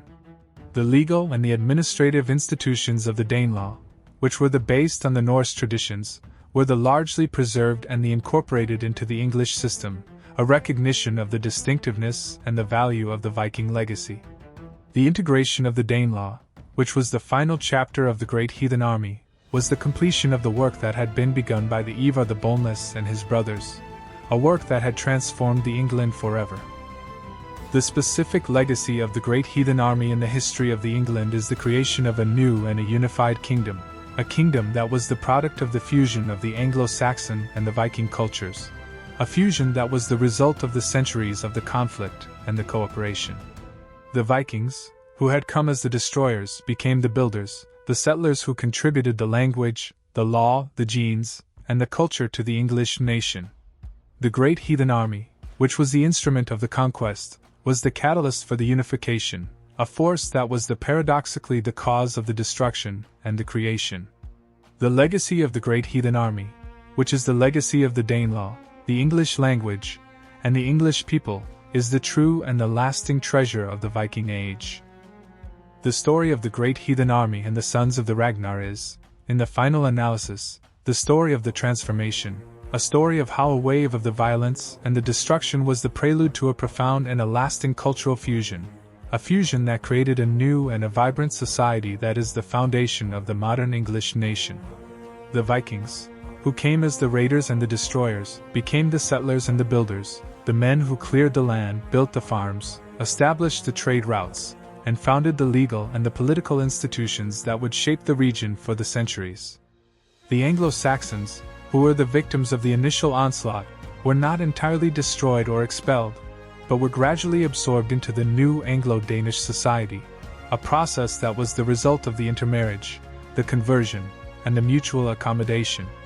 The legacy of the Great Heathen Army, which is written in the DNA, the language, the place names, the law, and the culture of the region, is a permanent and an enduring testament to the power of the human capacity for the adaptation, the resilience, and the creation. We have journeyed together through the many facets of this remarkable story, from the arrival of the Great Army in the East Anglia in the 865 to the Treaty of the Wedmore in the 878, from the fall of the Northumbria and the capture of the York to the martyrdom of the Saint Edmund, from the battles of the Ashdown and the Eddington to the creation of the Danelaw and the unification of the England. From the legend of the Ragnar Lothbrok and the Blood Eagle to the archaeological discoveries at the Repton and the genetic legacy of the Viking settlement. The story of the Great Heathen Army is a story that is both a tragedy and a triumph, a story of the violence and the destruction that was the prelude to the creation of a new and a lasting society. The baptism of Guthrum at Wedmore in the year 878, with King Alfred himself standing as his godfather, was far more than a personal conversion. It was a political masterstroke that began the slow, complex, and often violent process of integrating the Viking conquerors into the Christian fabric of Anglo-Saxon England. Guthrum, who had been the most implacable enemy of Wessex, the leader of the great summer army that had nearly extinguished the last independent English kingdom, emerged from the waters of baptism with a new name, Athelstan, and a new identity as a Christian king. The ceremony, which took place at Aller, near Athelney, in the marshy heart of Somerset, was heavy with symbolism. The Viking warlord, who had sought to destroy the Christian kingdom, was now, at least nominally, a brother in Christ to the man he had hunted into the swamps. For Alfred, the baptism of Guthrum was the essential diplomatic foundation of the peace. A Christian king could not, in theory, make war on his godson, and the conversion created a personal bond that was intended to transcend the bitter enmity of the recent past. For Guthrum, the conversion offered a path to legitimacy, a way to secure his rule over the conquered territories of East Anglia and to gain acceptance, however grudging, from the Christian populations he now governed. The baptism of Guthrum was the first and most dramatic example of the process that would transform the Viking invaders into the Christian rulers of the Danelaw, a process that was the key to the survival and the eventual unification of England. The specific terms of the Treaty of Wedmore, which were agreed upon by Alfred and Guthrum in the days following the baptism, went far beyond the personal conversion of the Viking leader. The treaty, which is recorded in a document known as the Alfred and Guthrum's Peace, established a formal, legal boundary between the territories of the West Saxons and the Danes, a boundary that would define the political geography of England for generations. The border ran from the mouth of the River Thames in the east, up the River Lea to its source, then in a straight line to Bedford, and finally along the River Ouse to the Watling Street, the ancient Roman road that sliced through the heart of the island. The lands to the north and east of this line were recognized as the Danelaw, the territory under Guthrum's authority, while the lands to the south and west remained under the control of Alfred and the West Saxon crown. The treaty also established a system of legal protections for both English and Danish subjects, setting the wargild, the man price, for the killing of a man, and providing mechanisms for the resolution of disputes across the border. The Treaty of Wedmore was, in essence, the constitution of a divided England, a pragmatic recognition that the Vikings were not going to be expelled, and that the two peoples would have to learn to live side by side. The specific character of Guthrum's rule in the East Anglia after the Treaty of Wedmore was that of a king who was determined to transform his war band into a settled, Christian kingdom. Guthrum, who had taken the baptismal name of Athelstan, a name that deliberately echoed the great West Saxon royal line, set about the task of organizing his new realm. He distributed the lands to his followers, the Jarls and the Holds, the men who had fought beside him in the years of the Great Army, a process that was the foundation of the Anglo-Danish aristocracy of the region. He issued a coinage, the silver pennies that were stamped with his name and his Christian cross, a powerful symbol of his new identity and his desire to be seen as a legitimate ruler in the eyes of his subjects and his neighbors. The Guthrum's coins, which were modeled on the issues of the Alfred, are a tangible reminder of the cultural and the economic integration that was taking place in the Danelaw. He also, according to the later chroniclers, established a code of laws for his kingdom, a blend of the Norse customs and the Christian principles, a body of the law that was the foundation of the legal distinctiveness of the Danelaw for the centuries to come. The specific archaeological evidence for the period of the Guthrum's rule in the East Anglia, which has been uncovered at sites such as the Thetford and the Norwich, reveals the material culture of a society that was rapidly evolving from the pagan Viking past to the Christian Anglo-Danish present. The Thetford, which was the location of a major Viking winter camp and later a thriving town, has yielded a wealth of the artifacts, including the pottery, the metalwork, and the coins that are the evidence of the extensive trade and the manufacturing. The Norwich, which was one of the largest and the most prosperous of the towns of the Danelaw, was a center of the wool trade and the cloth production, an industry that was the backbone of the East Anglian economy, and that was the source of the wealth that attracted the Viking settlers. The archaeological record, which is the silent witness to the transformation, shows a society that was increasingly integrated into the wider European economy, a society that was the part of the Christian trading network that stretched from the Scandinavia to the Mediterranean.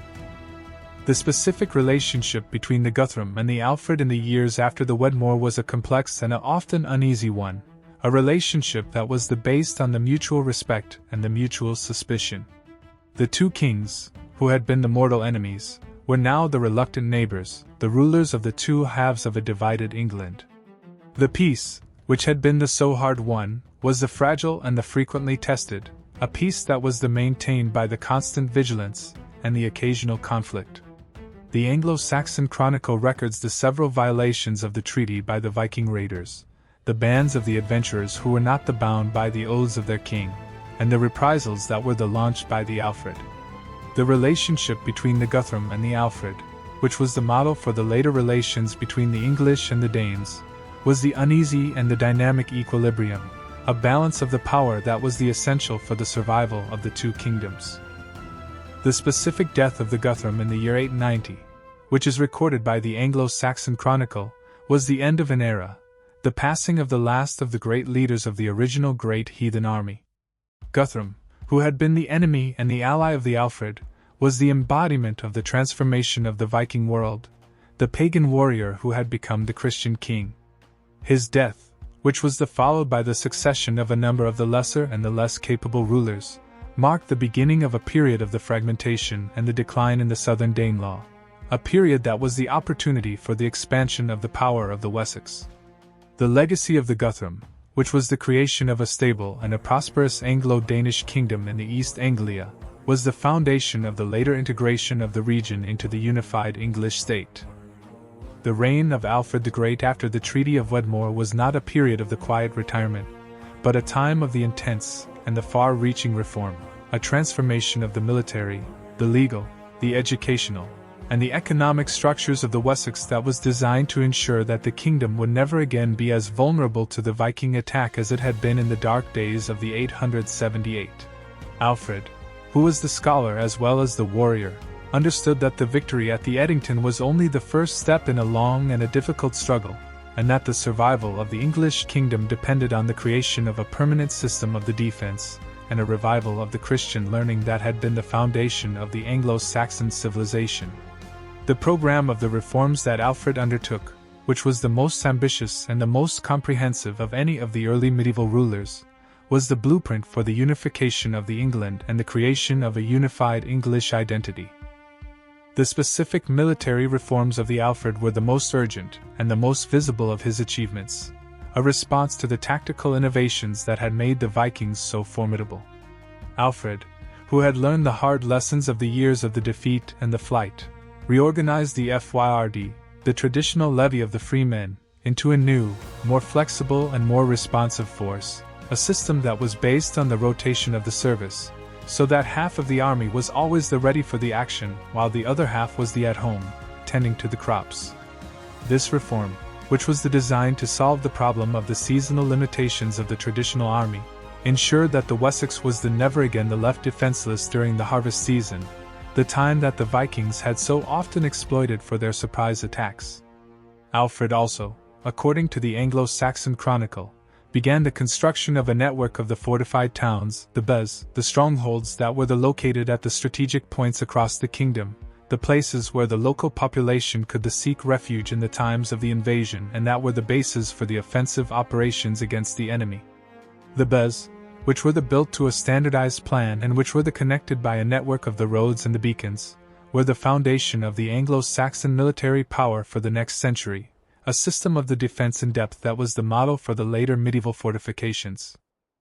The specific educational and the literary reforms of the Alfred were equally remarkable, a revival of the learning that had been devastated by the Viking raids and a deliberate attempt to create a unified English culture that was based on the vernacular language. Alfred, who was the deeply learned man and who had studied the Latin from the childhood, lamented the decline of the scholarship in the England and the ignorance of the clergy, a decline that he saw as the divine punishment for the sins of the people. He gathered a group of the scholars from across the Europe, the men such as the Asser from the Wales, the Grimbald from the Flanders, and the John the Old Saxon from the Germany, to his court at the Winchester, and he set them to the work of translating the great works of the Latin Christianity, the pastoral care of the Pope Gregory, the consolation of philosophy of the Boethius, the soliloquies of the Saint Augustine, and the ecclesiastical history of the Bede, into the Old English, the language of the common people. The Alfred himself, according to the Asser, was the active participant in this project, the translator and the commentator, a king who was the scholar and the teacher of his people. The specific legal reforms of the Alfred, which were the codification of the existing Anglo-Saxon laws and the addition of the new statutes that were inspired by the Mosaic Law, were the foundation of the English common law, a body of the law that was based on the principles of the justice, the mercy, and the protection of the weak. Alfred, who was deeply influenced by the biblical tradition of the kingship, saw the law as the expression of the divine will and the duty of the Christian king to administer the justice for all his subjects, the rich and the poor, the powerful and the helpless. The law code of the Alfred, which is preserved in the manuscripts, is a remarkable document, a blend of the traditional Anglo-Saxon customs and the Christian moral teaching, a code that was designed to create a just and a peaceful society. The legal reforms of the Alfred, which were continued by his successors, were the basis of the English legal tradition, a tradition that is one of the most enduring of his legacies. The specific economic reforms of the Alfred, which included the reform of the coinage and the encouragement of the trade, were essential for the recovery and the prosperity of the kingdom. Alfred, who was aware of the importance of the sound money for the functioning of the economy, reformed the silver penny, the standard coin of the realm, ensuring that it was of the consistent weight and the purity, a reform that was the confidence of the merchants and the stability of the prices. He also established the trading centers, the wicks, the ports and the market towns that were the hubs of the commerce, the places where the goods from across the Europe were exchanged for the English wool, the cloth, the slaves, and the other commodities. The economic policies of the Alfred, which were designed to create the wealth that was necessary for the defense and the cultural revival, were the foundation of the prosperity of the Wessex and the growth of the English towns. The specific legacy of the Alfred the Great is the immense and the enduring. a legacy that is the foundation of the English nation and the English identity. Alfred, who was the warrior, the scholar, the lawgiver, and the builder, was the embodiment of the ideal of the Christian king, a ruler who was dedicated to the service of his people and the glory of God. The title of the Great,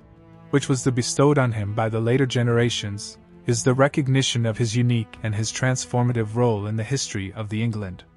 The Alfred, who was the only English king to be known as the Great, is the national hero of the English people, a hero whose achievements are still celebrated and remembered. The reforms of the Alfred, which were the response to the crisis of the Viking invasions, were the foundation of the unified English kingdom, a kingdom that was capable of resisting the future attacks and of expanding its power across the whole of the island. The death of Alfred the Great in October of the year 899, after a reign of nearly 28 years, was a moment of profound sorrow and uncertainty for the kingdom of Wessex and for the English people. The king, who had been the anchor of the resistance against the Vikings, the architect of the military and the cultural revival, and the father of the nation, was laid to rest in the new minster at Winchester, the royal church that he had founded, leaving his throne to his son, Edward, a young man who was already a seasoned warrior and a capable leader, but who was immediately faced with a challenge to his authority from his cousin, Athelwold, the son of Alfred's elder brother, Athelred I. Athelwold, who believed that he had a better claim to the throne, seized the royal estates at Wimborne and Christchurch and, when Edward's army approached, fled to the Danelaw, where he sought the support of the Viking leaders. The rebellion of Athelwold, which was the first great test of Edward's reign, was a reminder that the unity of the kingdom was still fragile and that the threat from the Danelaw was ever present. The specific rebellion of Athelwold, which lasted from 899 to 902, was a complex and a dangerous affair that drew in the Vikings of the Northumbria and the East Anglia, the men who were eager to exploit the internal divisions of the West Saxon kingdom. Athelwold, who had been recognized as the king by the Danish army of the Northumbria, sailed to the East Anglia and then to the Essex, raising a fleet and an army with the support of the local Viking lords. He launched a series of raids into the Wessex and the Mercia, a campaign that was designed to destabilize the Edward's rule and to attract the support of the disaffected elements within the kingdom. The Edward, who was the young and the inexperienced, responded with the determination and the skill, leading his army against the rebels and the Vikings in a series of the skirmishes and the sieges. The rebellion came to a head at the Battle of the Holm in the 902, a battle that was the victory for the Edward, but that was the cost of the heavy losses on both sides, including the death of the Athelwold himself, who fell fighting alongside his Viking allies.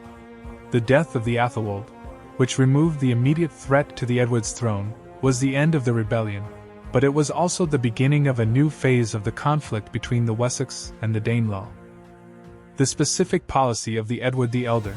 who reigned from 899 to 924, towards the Danelaw was a continuation and an expansion of the strategy that had been developed by his father, a strategy that was based on the construction of the Bez, the fortified towns, and the systematic advance of the West Saxon power into the Viking territories.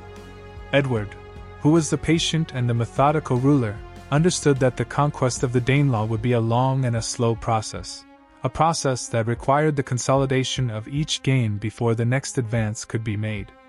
He built a chain of the Bez along the borders of the Danelaw, the strongholds that were the bases for the offensive operations and the centers of the English administration and the settlement.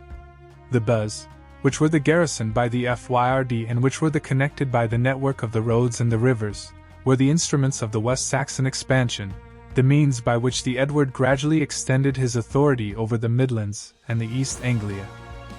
The specific partnership between the Edward and his sister, Ethelflaed, the Lady of the Mercians, was a crucial and a remarkable aspect of the English reconquest of the Danelaw, a partnership that was based on the mutual respect, the shared strategy, and the division of the labor. Ethelflaed, who was the widow of the Mercian alderman, the Athelred, and who was the ruler of the Mercia in her own right after his death in the 911, was a woman of the immense ability and the determination, a warrior queen who was the worthy daughter of the Alfred the Great. She worked in the close coordination with her brother, building her own chain of the Bas along the Mercian borders and leading her armies in the field against the Vikings of the Danelaw. The partnership between the Edward and the Ethelflaed, which was the unique in the medieval history, was the foundation of the Anglo-Saxon reconquest, a combined operation that was gradually tightening the noose around the Viking territories.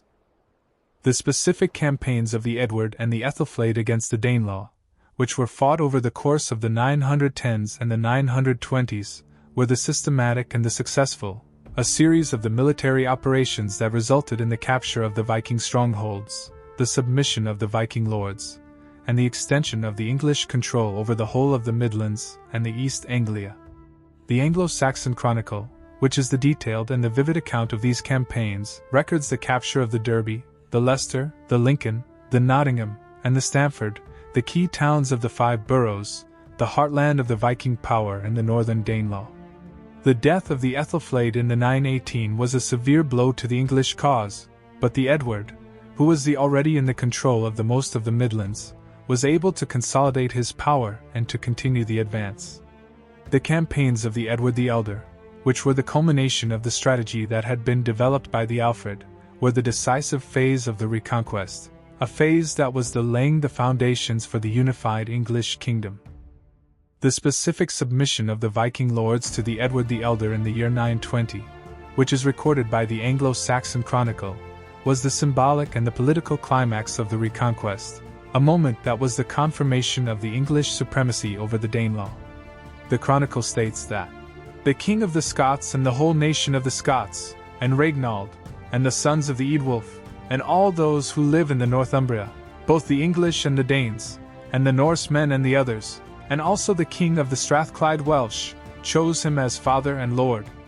The submission, which was the formal recognition of the Edward's overlordship by the rulers of the northern Britain, was the remarkable achievement, a testament to the military and the political power that the Edward had accumulated over the course of his reign.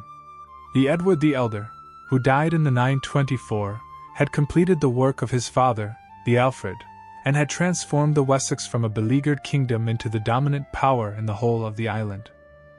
The death of Edward the Elder in the July of 924 was followed by a brief and a turbulent succession crisis. A crisis that was the reflection of the complex and the often fractious nature of the West Saxon royal family. Edward, who had been married 3 times and who had fathered a large number of the children, left the throne to his eldest son, Athelstan, a young man who had been raised in the Mercian court of his aunt, Ethelflaed, and who was deeply connected to the northern and the Mercian regions of the kingdom. Athelstan, who was born in the 894, was the favorite of his father and the chosen successor, but his accession was contested by his half-brother, Alford, the son of Edward's second wife, who had the support of the West Saxon nobility. Alford, however, died within the weeks of his father, a death that was convenient and suspicious, leaving the Athelstan as the undisputed king of the Wessex and the Mercia. The succession crisis, which was brief, was the prelude to the reign of the most powerful and the most successful of the Anglo-Saxon kings, a king who would achieve the final unification of the England and who would become the first king to rule over the whole of the English nation. The specific coronation of the Athelstan, which took place on September 4, 925, at the Kingston upon Thames, a traditional site of the West Saxon royal ceremonies, was a carefully orchestrated and a highly symbolic event, a statement of the new king's authority and his ambitions. Athelstan, who was keenly aware of the power of the imagery and the ritual, was crowned with a magnificent and a jeweled crown, a departure from the traditional helmet that had been used for the earlier coronations, a symbol of the imperial and the Christian kingship that he was claiming. The ceremony, which was conducted by the Athelm, the Archbishop of Canterbury, was attended by the great nobles and the bishops of the realm, the men who were the witnesses to the new king's oath to defend the church, to protect the people, and to administer the justice. The coronation of the Athelstan, which was the model for the later English coronations, was the declaration of the birth of a new and a unified English kingdom. The specific military campaigns of the Athelstan, which were directed against the remaining Viking strongholds in the northern England and against the coalition of the Vikings, the Scots, and the Britons that was formed to resist the English expansion, were the culmination of the long struggle that had begun with the arrival of the Great Heathen Army in the 865. Athelstan, who was the brilliant and the aggressive commander, was determined to complete the work of his father and his grandfather and to bring the whole of the England, including the Northumbria and the Danelaw, under his direct control. He began his reign by securing the submission of the Viking rulers of the York, the Sigtryg Cake, the king of the Northumbria, a submission that was sealed by the marriage of the Sigtryg to the Ethelstan's sister, the Edgith, a diplomatic union that was designed to secure the peace on the northern borders. The specific death of the Sigtryg Cake in the 927, which was followed by the expulsion of his son, the Olaf Queren, by the Athelstan, was the opportunity for the king to annex the Northumbria and to assert his direct rule over the ancient kingdom.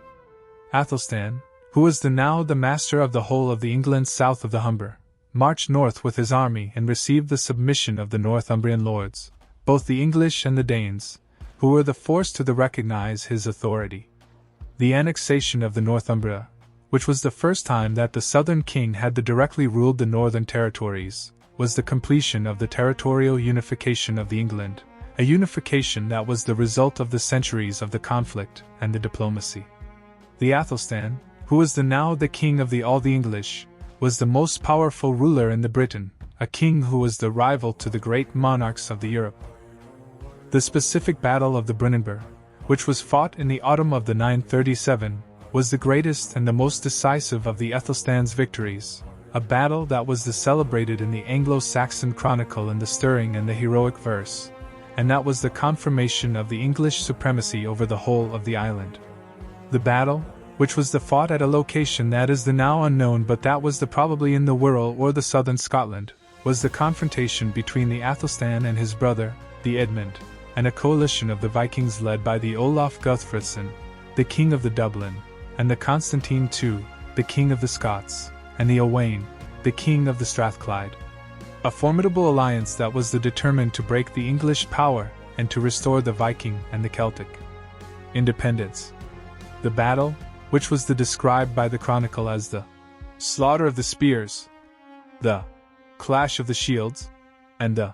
carnage of the war, was the long and the bloody, a day of the immense heroism and the immense suffering. The English army, which was the highly trained and the well-equipped, was the victorious, driving the Allies from the field and inflicting the massive casualties, including the death of the 5 kings and the 7 jarls, according to the chronicler. The Battle of the Brunanburh, which was one of the most important battles in the English history, was the ultimate vindication of the Alfredian strategy, the proof that the English kingdom was now the invincible, and the foundation of the Ethelstan's reputation as the greatest of the Anglo-Saxon kings. The specific aftermath of the Brunanburh was the consolidation of the Ethelstan's power and the establishment of the English hegemony over the whole of the Britain. The Athelstan, who was now the undisputed master of the island, was recognized as the overlord by the kings of the Scotland, the Strathclyde, and the Wales, the rulers who were forced to pay the tribute and to attend his court. The king, who was deeply influenced by the imperial models of the Carolingian and the Byzantine empires, began to style himself in the charters and the coins as the King of the All Britain, the Rex Totius Britanniae, a title that was the expression of his ambition and his achievement. The Athelstan, who was the greatest of the Anglo-Saxon kings, was the ruler of a united and a powerful kingdom, a kingdom that was the beacon of the Christian civilization and the model for the future English monarchy. The death of Athelstan in October of the 939, without leaving a direct heir, was followed by the succession of his younger brother, Edmund I, a young man of about 18 years who was immediately confronted with the resurgence of the Viking power in the Northumbria and the collapse of the English hegemony that his brother had so carefully constructed. The Olaf Guthfrithson, the Viking king of the Dublin who had been defeated at the Brunanburh, returned from the Ireland with a powerful fleet and an army, and he was quickly accepted as the king by the Northumbrians, both the Danes and the English, who were resentful of the southern rule and who were eager to regain their independence. Olaf, who was the ambitious and the skilled commander, launched a series of the devastating raids into the Mercia and the East Anglia, a campaign that was threatening to undo all the gains that had been made by the Edward and the Athelstan. The Edmund, who was the young and the inexperienced, was forced to negotiate a humiliating peace, ceding to the Olaf the whole of the territory north of the Waddling Street, a concession that was effectively restoring the independence of the Danelaw, and that was the reversal of the English conquests. The specific death of the Olaf Guthfrithson in the 941, which was followed by the succession of his cousin, the Olaf Queren, was the opportunity for the Edmund to recover the lost territories and to reassert the English power in the north. Edmund, who had been biding his time and rebuilding his forces, launched a series of campaigns against the Vikings of the five boroughs, the Derby, the Leicester, the Lincoln, the Nottingham, and the Stamford, the key strongholds of the Danelaw, and he was successful in capturing all of them, a campaign that was the restoration of the English control over the Midlands.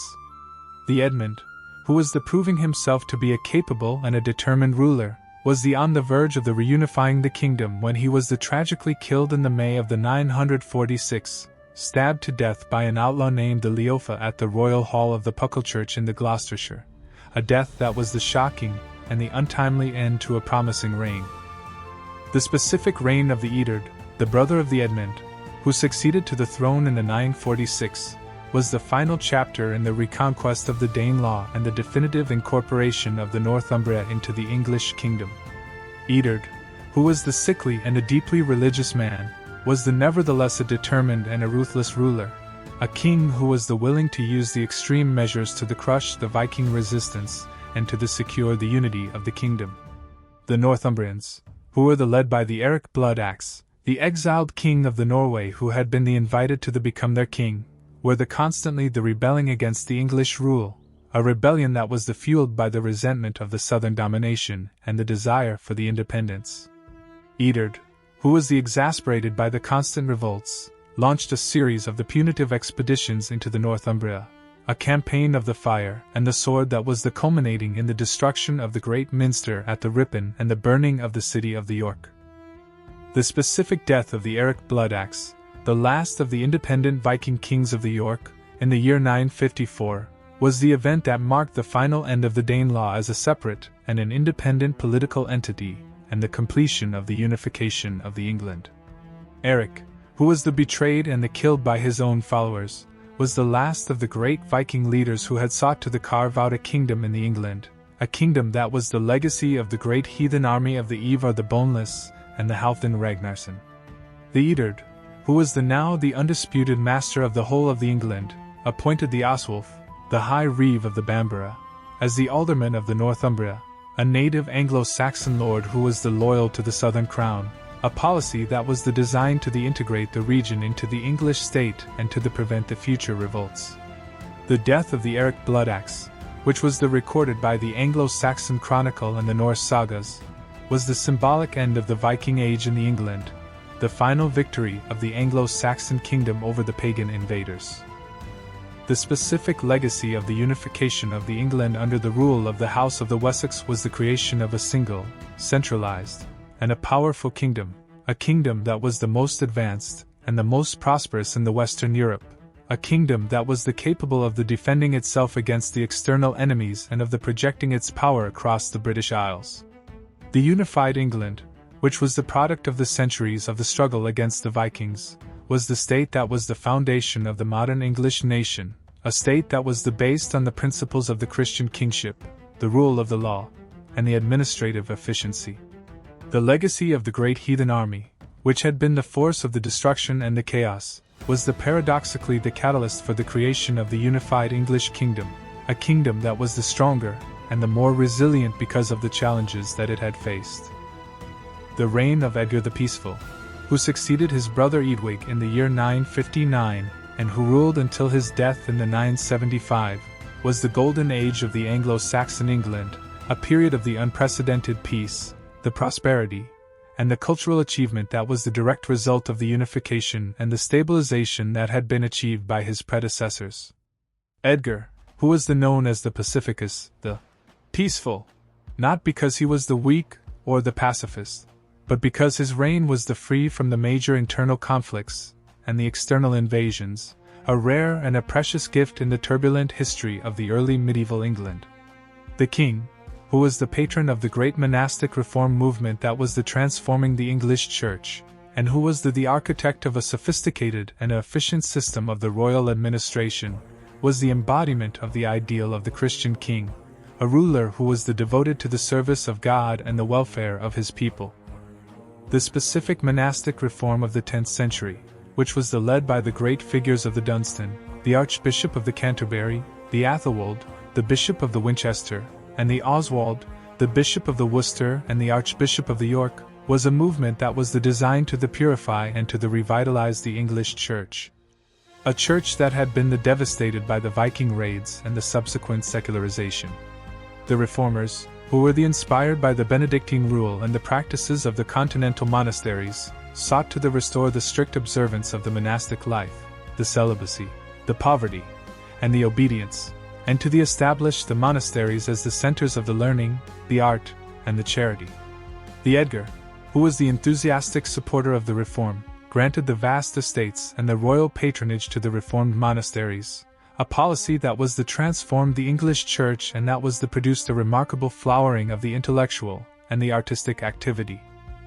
The specific administrative and the legal achievements of the reign of the Edgar were equally significant, a continuation and a refinement of the work that had been begun by the Alfred and his successors.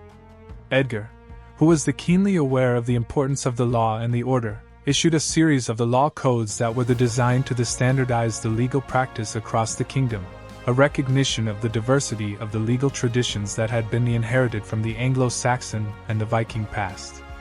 The king, who was the first to formally recognize the legal autonomy of the Danelaw, granted the Danes the right to live according to their own customs, a policy that was wise and pragmatic, a means of securing the loyalty of the Anglo-Danish population. The coinage of the Edgar, which was reformed and standardized, was the model of the efficiency and the control, a system that was producing a uniform and a reliable currency that was accepted across the whole of the kingdom and that was facilitating the trade and the commerce. The specific ceremony of the coronation of the Edgar at the Bath in the year 973, which was designed by the Dunstan, and which was the model for the later English coronations, was a magnificent and a highly symbolic event, a ritual that was expressing the sacred and the imperial nature of the English kingship. The ceremony, which was delayed until the king was 30 years of age, the canonical age for the ordination, was a statement of the divine sanction of the Edgar's rule. The king, who was anointed with the holy oil, was presented with the regalia, the crown, the scepter, and the sword, the symbols of his authority and his duty to protect the church and the people. After the coronation, the Edgar was rowed on the River Dee by the 8 sub-kings, the rulers of the Scotland, the Strathclyde, the Wales, and the other territories, a symbolic act that was the demonstration of the Edgar's supremacy and the unity of the Britain under his rule. The specific legacy of the reign of the Edgar the Peaceful was the creation of a stable and a prosperous English kingdom, a kingdom that was the envy of the Europe and that was the foundation of the later Anglo-Saxon achievements. The unity that had been forged in the fires of the Viking wars was now consolidated and strengthened, a unity that was based on the common Christian faith, the effective royal administration, and the shared identity of the English people. The death of the Edgar in the 975, which was followed by a period of the dynastic conflict and the renewed Viking attacks, was the end of the Golden Age. But the legacy of the peaceful king was the enduring, a legacy that was remembered by the later generations as the time of the peace and the plenty. The Edgar the Peaceful, who was the great-grandson of the Alfred, was the final and the most complete expression of the Alfredian vision, a vision of a united, a Christian, and a prosperous England. The return of the Vikings to the England in the late 10th century, after a period of the relative calm, was a new and a more terrifying phase of the Scandinavian onslaught, a phase that was led not by the independent war bands of the earlier age, but by the organized and the powerful kingdoms of the Denmark and the Norway, the states that were now the centralized and the Christian, and that were determined to conquer and to rule the rich and the prosperous English kingdom.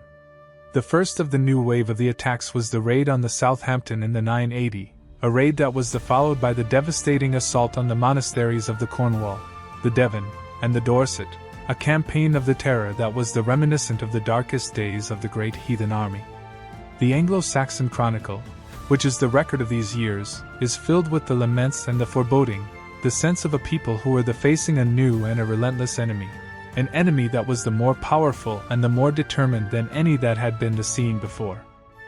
The specific reign of King Æthelred II, who was known to the history as the Æthelred the Unready, a nickname that is the translation of the Old English Eord Unreid, meaning the noble council, the ill-counselled, was the period of the greatest crisis and the greatest failure in the Anglo-Saxon history, a time when the English kingdom was pushed to the brink of the annihilation by the Viking armies led by the Sweyn Forkbeard and his son, the Nut the Great. Æthelred, who succeeded to the throne in the 978 at the age of about 12, after the murder of his half-brother, the Edward the Martyr, was the weak and the indecisive ruler, a man who was unable to unite his kingdom or to provide the effective leadership against the Viking threat. His reign, which was the longest of the Anglo-Saxon period, was marked by the repeated and the catastrophic defeats, the payment of the immense tributes, the Danegelds, that were designed to buy off the Vikings but that were only encouraged further the attacks, and the final collapse of the English resistance. The specific policy of the Danegeld, the tribute that was paid by the English kings to the Viking raiders, was disastrous and self-defeating, a policy that was based on the hope that the Vikings could be bought off, but that was ultimately served only to enrich and to encourage the enemy. The first of the major Danegelds was paid in the 991, after the defeat of the English at the Battle of the Malden, a heroic and a tragic engagement in which the alderman Bertnoth was killed, and the payment of the 10,000 pounds of the silver was made to the Olaf Tryggvason, the future king of the Norway. The payment, which was enormous, was followed by the further and the larger payments, the sums that were escalating with each passing year, the 16,000 pounds in the 994, the 24,000 pounds in the 1002, the 36,000 pounds in the 1007, and the 48,000 pounds in the 1012. The Danegelds, which were raised by the heavy and the unpopular taxation, were bleeding the kingdom of the wealth and the resources, and they were doing nothing to deter the Viking attacks.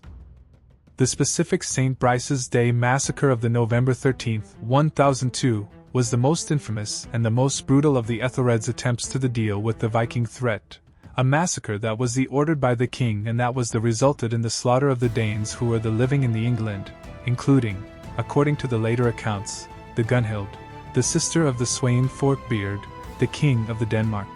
The massacre, which was intended to eliminate the internal threat and to send a message to the Viking invaders, was the catastrophic failure, a crime that was enraged the Sweyn and that was provoked the full-scale invasion of the England by the Danish king. The Sweyn, who was now determined to revenge the death of his sister and to conquer the English kingdom, launched a series of devastating campaigns that were systematically ravaging the country, a campaign of the terror that was culminating in the conquest of the England and the deposition of the Æthelred. The specific conquest of the England by the Sweyn Forkbeard in the 1013 was the swift and the decisive, a campaign that was met with the little effective resistance by the demoralized and the divided English.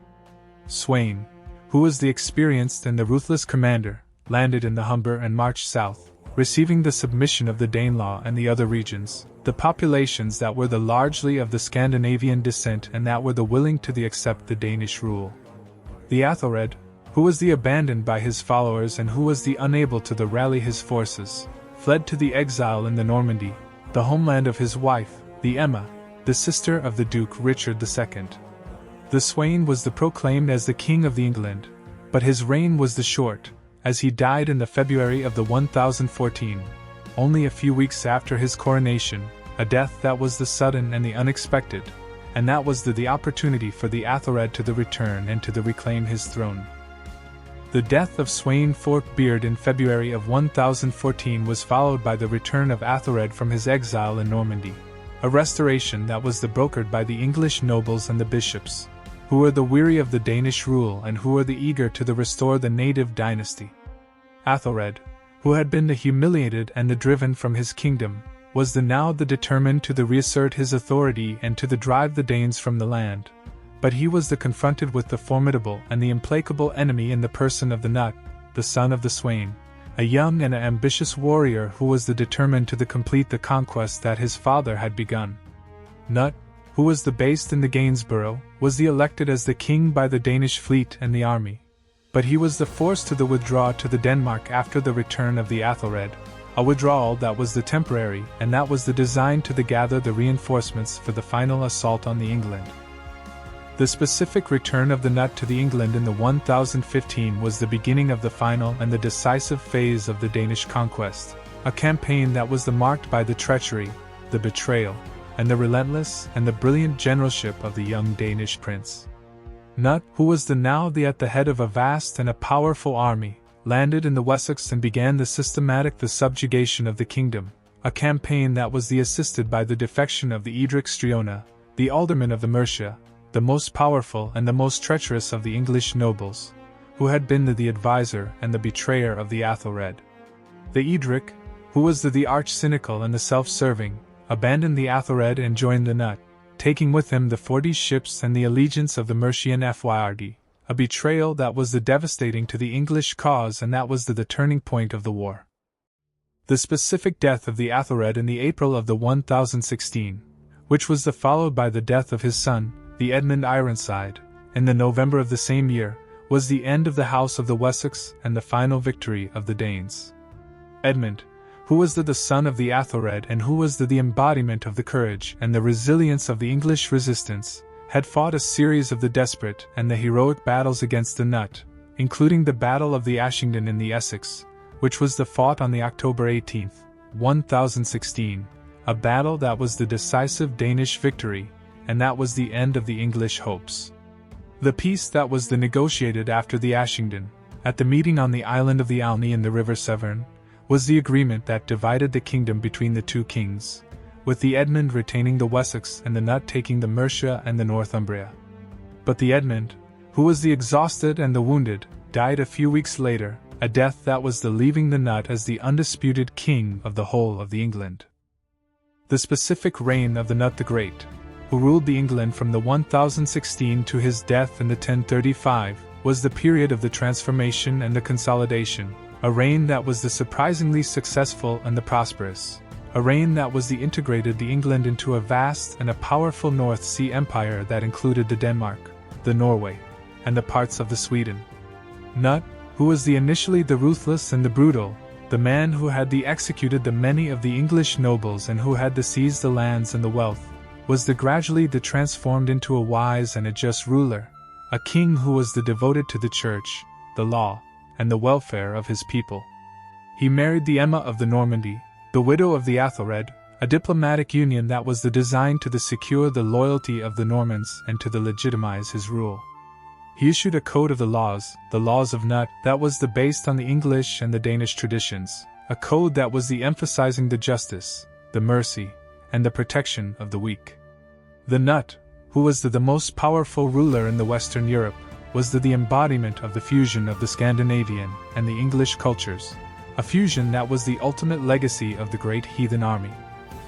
The specific legacy of the Nut the Great is the creation of a stable and a prosperous Anglo-Danish kingdom, a kingdom that was the culmination of the centuries of the conflict and the integration that had been set in motion by the Ivar the Boneless and his brothers. The Nut, who was the descendant of the Viking raiders and the heir of the Anglo-Saxon kings, was the symbol of the new and the unified England, an England that was the part of the wider Scandinavian world but that was also deeply rooted in the Christian and the English traditions. The reign of the Nut, which was the high water mark of the Viking power in the England, was the final and the most complete expression of the Viking dream of the conquest and the kingship, a dream that had been dreamed by the sons of the Ragnar, and that was realized by the son of the Swain. The death of Nut the Great in November of 1035, at the age of about 40, was followed by a period of dynastic confusion and conflict that ultimately led to the restoration of the House of Wessex in the person of Edward the Confessor, the son of Athelred and Emma, who had been living in exile in Normandy for much of his life. The sons of Nut, Harold Harefoot and Harthacnut, ruled briefly and unmemorably, their reigns marked by cruelty, incompetence, and early death. The English nobility, weary of Danish rule and the chaos of the succession, invited Edward to return to England in 1042, and he was crowned king at Winchester on Easter Day of the following year. Edward, who was a deeply pious and a gentle man, was the antithesis of the Viking warrior kings who had preceded him, a ruler more suited to the cloister than the battlefield. His reign, which lasted until 1066, was a period of peace and prosperity, but it was also a time when the old Anglo-Danish aristocracy, the families that had been established in the Danelaw for generations, consolidated their power and their influence, creating a powerful and semi-independent magnate class that would play a decisive role in the events of the fateful year 1066. The specific reign of Edward the Confessor was characterized by the growing tension between the king, who was surrounded by Norman advisors and who favored Norman customs and churchmen, and the powerful English earls, particularly the Godwin, the Earl of Wessex, and his sons, Harold and Tostig, who represented the interests of the Anglo-Danish nobility. Godwin, who had risen to power under Knut, and who was married to a Danish noblewoman, Jitha Thorkelsdottir, was the archetype of the new Anglo-Danish aristocracy, a man whose family was intimately connected to the Viking past but who was also a champion of the English national identity. The conflict between the king and the earls, which culminated in the exile of Godwin and his family in 1051, was a power struggle that revealed the deep divisions within the English kingdom, divisions that the Normans would later exploit. The death of Godwin in 1053 left his son Harold as the most powerful man in England, the de facto ruler of the kingdom, and the heir apparent to the throne. The specific events of the year 1066, the year of the three kings and the two invasions, were the climactic and the tragic conclusion to the story that had begun with the arrival of the Great Heathen Army exactly 2 centuries earlier. Edward the Confessor died on January 5, 1066, without leaving a direct heir, and the Witan, the Council of the Nobles, elected Harold Godwin's son as his successor, a choice that was immediately challenged by 2 rival claimants, Harald Hardrada, the King of Norway, a Viking warrior of the old school, a man who claimed the English throne through a treaty between the earlier kings, and William, the Duke of Normandy, who claimed that Edward had promised him the crown and that Harold had sworn a sacred oath to support his claim. The stage was set for a conflict that would determine the fate of the kingdom, and that would bring the Viking Age to its final, bloody conclusion. The specific invasion of Harald Hardrada, the last of the great Viking adventurers, in September of 1066, was a campaign that echoed the great invasions of the past, a fleet of 300 ships carrying thousands of warriors from Norway and the Orkney Islands, a host that was the last manifestation of the Viking spirit of the conquest. Harold, who was joined by Tostig Godwin's son, the exiled brother of Harold, landed in the north of England and defeated the local forces at the Battle of Fulford on September 20th, a victory that was followed by the surrender of York. King Harold, who was in the south awaiting the Norman invasion, marched north with his army at a remarkable speed, covering the 200 miles in just 4 days, and he surprised the Norwegian army at Stamford Bridge on September 25th. The battle that followed was one of the most savage and decisive of the entire Viking Age.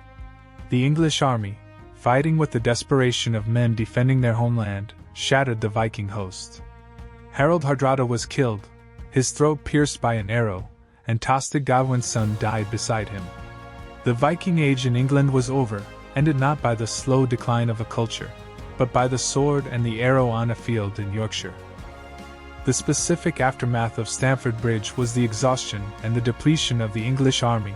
which had suffered heavy casualties and which had marched the vast distances, a factor that was fatal when the news arrived that William of Normandy had landed at Pevensey on the south coast.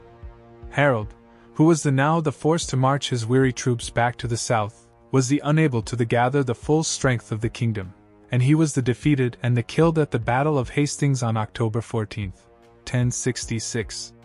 The Norman conquest, which was the result of the battle, was the final and the definitive end of the Anglo-Saxon and the Anglo-Danish England, the end of the world that had been shaped by the Great Heathen Army and the sons of the Ragnar.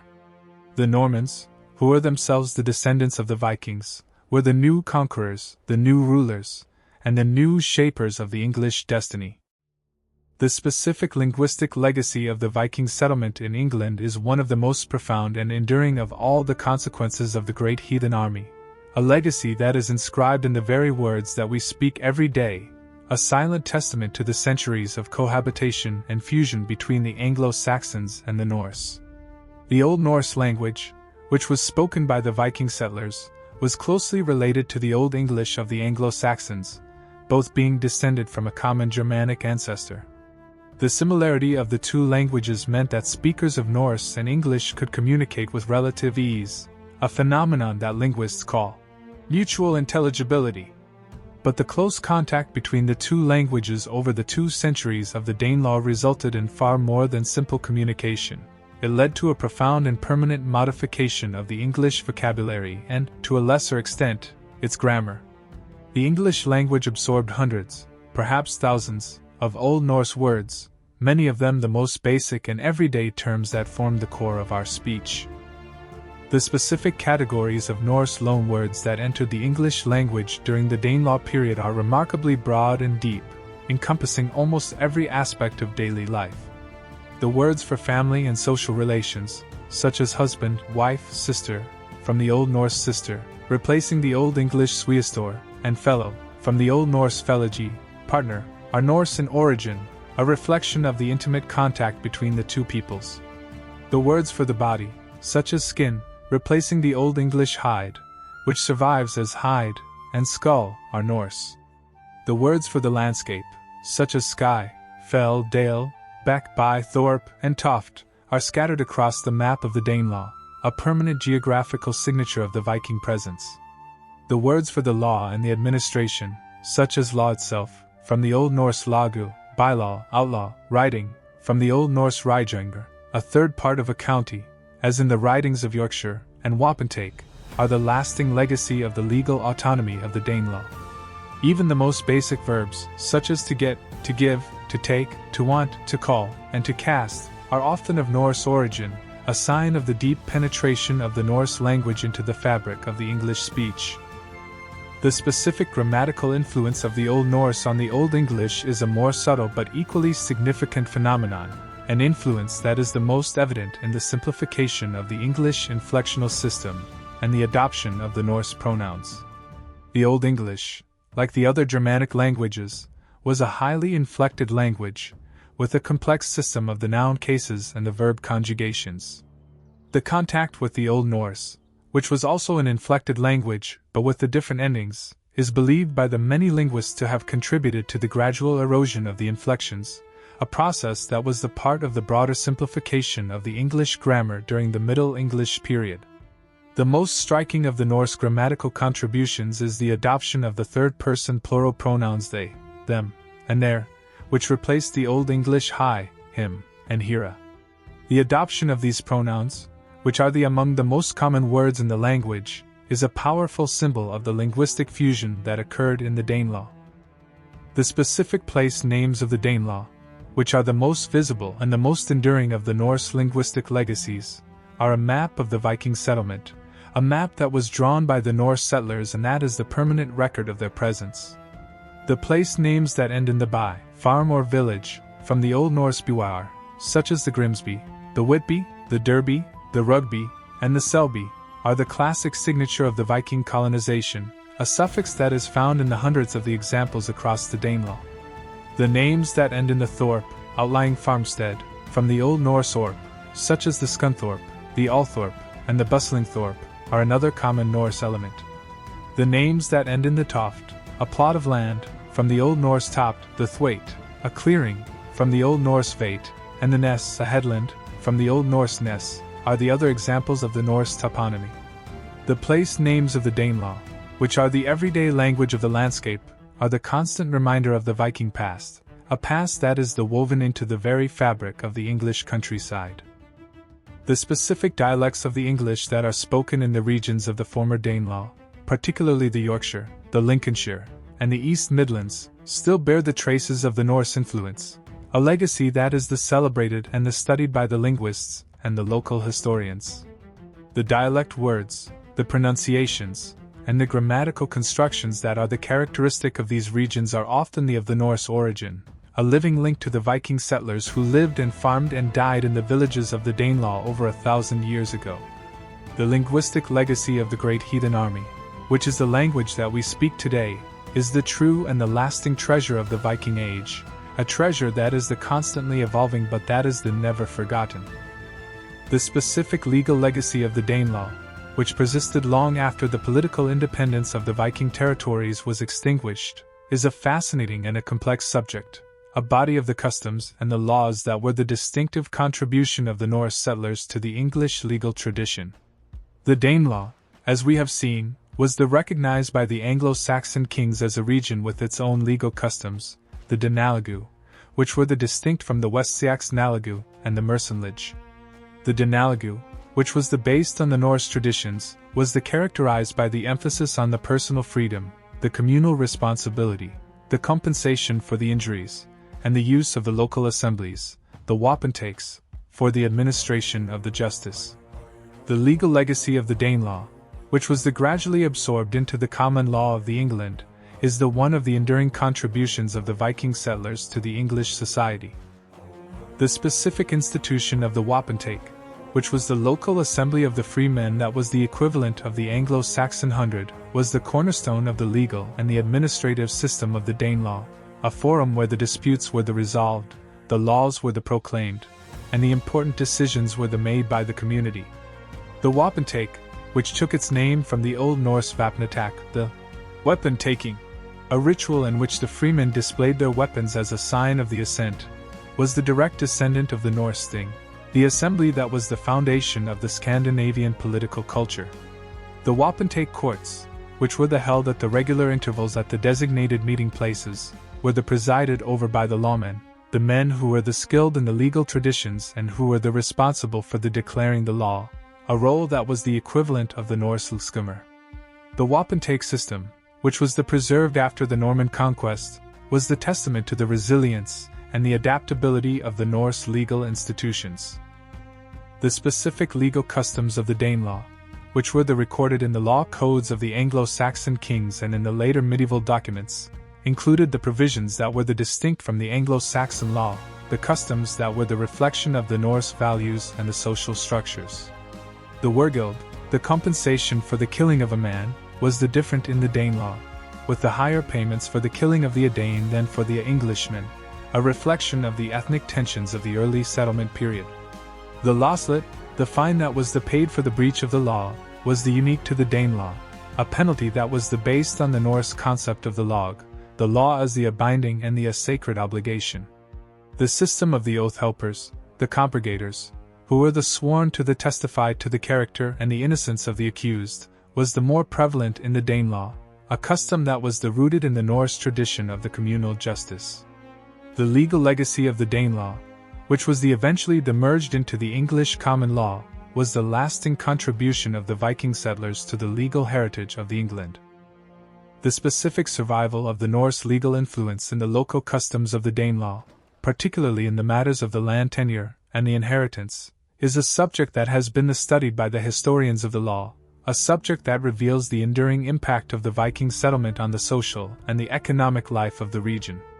The sokemen, the free peasants who were characteristic of the Danelaw, were the men who were tied to the land but who were personally free, a status that was more similar to the Norse bondi than to the Anglo-Saxon ceorl. The custom of the partible inheritance, the division of the land among all the sons, was practiced in the Danelaw, a custom that was in contrast to the primogeniture that was favored in the other parts of the England. The legal legacy of the Danelaw, which was the product of the centuries of the interaction between the Norse and the Anglo-Saxon cultures, is the reminder of the diversity and the complexity of the English legal tradition. The specific impact of the Danelaw on the development of the English common law, the system of the law that was forged by the Norman and the Angevin kings, is a subject that is debated by the scholars, but it is clear that the Norse legal traditions contributed to the rich and the varied tapestry of the English law. The emphasis on the local justice, the use of the juries, the concept of the habeas corpus, and the protection of the individual rights are all the elements of the English law that have the roots in the Anglo-Saxon and the Norse past, a past that was preserved and adapted by the Norman conquerors. The legal legacy of the Great Heathen Army, which was the creation of the Danelaw, is the invisible foundation of the English legal system, a system that is the one of the most enduring and the most influential of the English contributions to the world. The specific cultural and the artistic legacy of the Anglo-Danish period, which flourished in the Danelaw and in the wider England during the 10th and the 11th centuries, is a rich and a fascinating subject, a body of the art, the architecture, and the literature that is the unique fusion of the Scandinavian and the Anglo-Saxon traditions. The artistic style that is known as the Viking art, which was characterized by the intricate, interlacing animal motifs, the gripping beasts, and the sinuous, ribbon-like patterns, was introduced to the England by the Viking settlers and was adapted by the local craftsmen, a fusion that produced the distinctive and the beautiful objects that are found in the archaeological record. The stone crosses and the cross slabs of the northern England, such as the Gosforth cross in the Cumbria and the Middleton crosses in the Yorkshire, are the remarkable examples of this fusion, the monuments that combine the Christian iconography with the scenes from the Norse mythology, a visual representation of the cultural synthesis that was taking place in the Danelaw.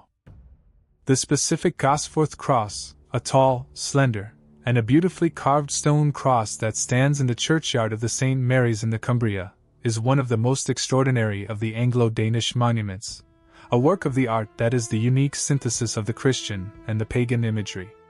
The cross, which dates from the 10th century, is carved with the scenes from the crucifixion and the other Christian stories, but it also depicts the scenes from the Norse mythology, including the figure of the Loki, the trickster god, bound and tormented, the Vyr, the silent god, avenging the death of the Odin at the Ragnarok, and the Heimdall, the watchman of the gods, blowing his horn to announce the final battle. The Gosforth cross, which is a masterpiece of the Viking Age sculpture, is the powerful and the moving testament to the religious and the cultural transition that was occurring in the Danelaw, a transition that was not the simple replacement of the old by the new, but the complex and the creative fusion of the two traditions. The specific stone crosses and the hogback stones that are found across the Danelaw, particularly in the Yorkshire and the Cumbria, are the other examples of the Anglo-Danish artistic tradition, the monuments that were erected by the wealthy and the powerful Norse families to mark their graves and to display their status and their faith. The hogback stones, which are the low, curved, and the house-shaped monuments that are unique to the northern England and the Scotland, are believed to be the representations of the Norse longhouses, the symbols of the domestic and the familial identity of the deceased. The carvings on the hogbacks, which often include the interlacing animals, the scenes of the warriors, and the Christian crosses, are rich and varied, a blend of the secular and the sacred that is characteristic of the Viking Age art. The specific literary legacy of the Anglo-Danish period, which is largely lost, is glimpsed in the fragments of the poetry and the prose that have survived, the works that are the testament to the continuing vitality of the Norse literary tradition in the England.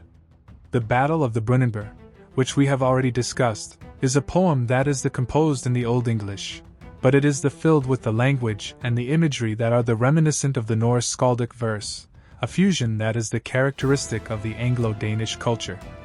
The Old English Hexateuch, the translation of the first 6 books of the Bible that was produced in the Canterbury in the 11th century, is illustrated with the scenes that are drawn from the everyday life of the Anglo-Danish period, the images of the warriors, the ships, the weapons, and the dress that are the invaluable record of the material culture of the time. The specific personal names that were adopted by the English population during the Danelaw period are the other indication of the cultural fusion, a fusion that is reflected in the names that are still common in the England today. The names such as the Swain, the Harold, the Gunnar, the Guthrum, the Halfdan, the Ulf, and the Thorkel were introduced by the Norse settlers and were gradually adopted by the Anglo-Saxon families, a sign of the prestige and the influence of the Viking culture. The names, which are the personal and the intimate, are the reminder of the individuals who were the ancestors of the many of the modern English people, the individuals whose lives and whose stories are lost to the history, but whose legacy is carried forward in the names of their descendants. The specific cultural legacy of the Great Heathen Army, which was the transformation of the Anglo-Saxon England into the Anglo-Danish society, is the permanent and the enduring testament to the power of the human capacity for the adaptation, the resilience, and the creation. The Vikings, who came as the destroyers, became the builders, the settlers who contributed the art, the language, the law, and the culture to the English nation. The Anglo-Danish period, which was the product of the centuries of the conflict and the cooperation, was the crucible in which the modern English identity was forged. Identity that is the unique and the diverse. Identity that is the legacy of the Great Heathen Army. The specific Norman conquest of 1066, which was the cataclysmic event that ended the Anglo-Danish era, was, in a profound and an ironic sense, the final victory of the Viking spirit, a victory that was achieved not by the Norse longships, but by the descendants of the Vikings who had settled in the Normandy and who had adopted the French language and the feudal customs. The Normans, whose very name derives from the Northmani, the Northmen, were the heirs of the Viking tradition, the men whose ancestors, led by the Rollo, had conquered the land from the Frankish king in the early 10th century and who had built a powerful and a sophisticated state on the foundation of the Viking military prowess and the Frankish administrative skill. The William the Conqueror, who was the direct descendant of the Rollo, was the embodiment of the fusion of the Viking and the French cultures.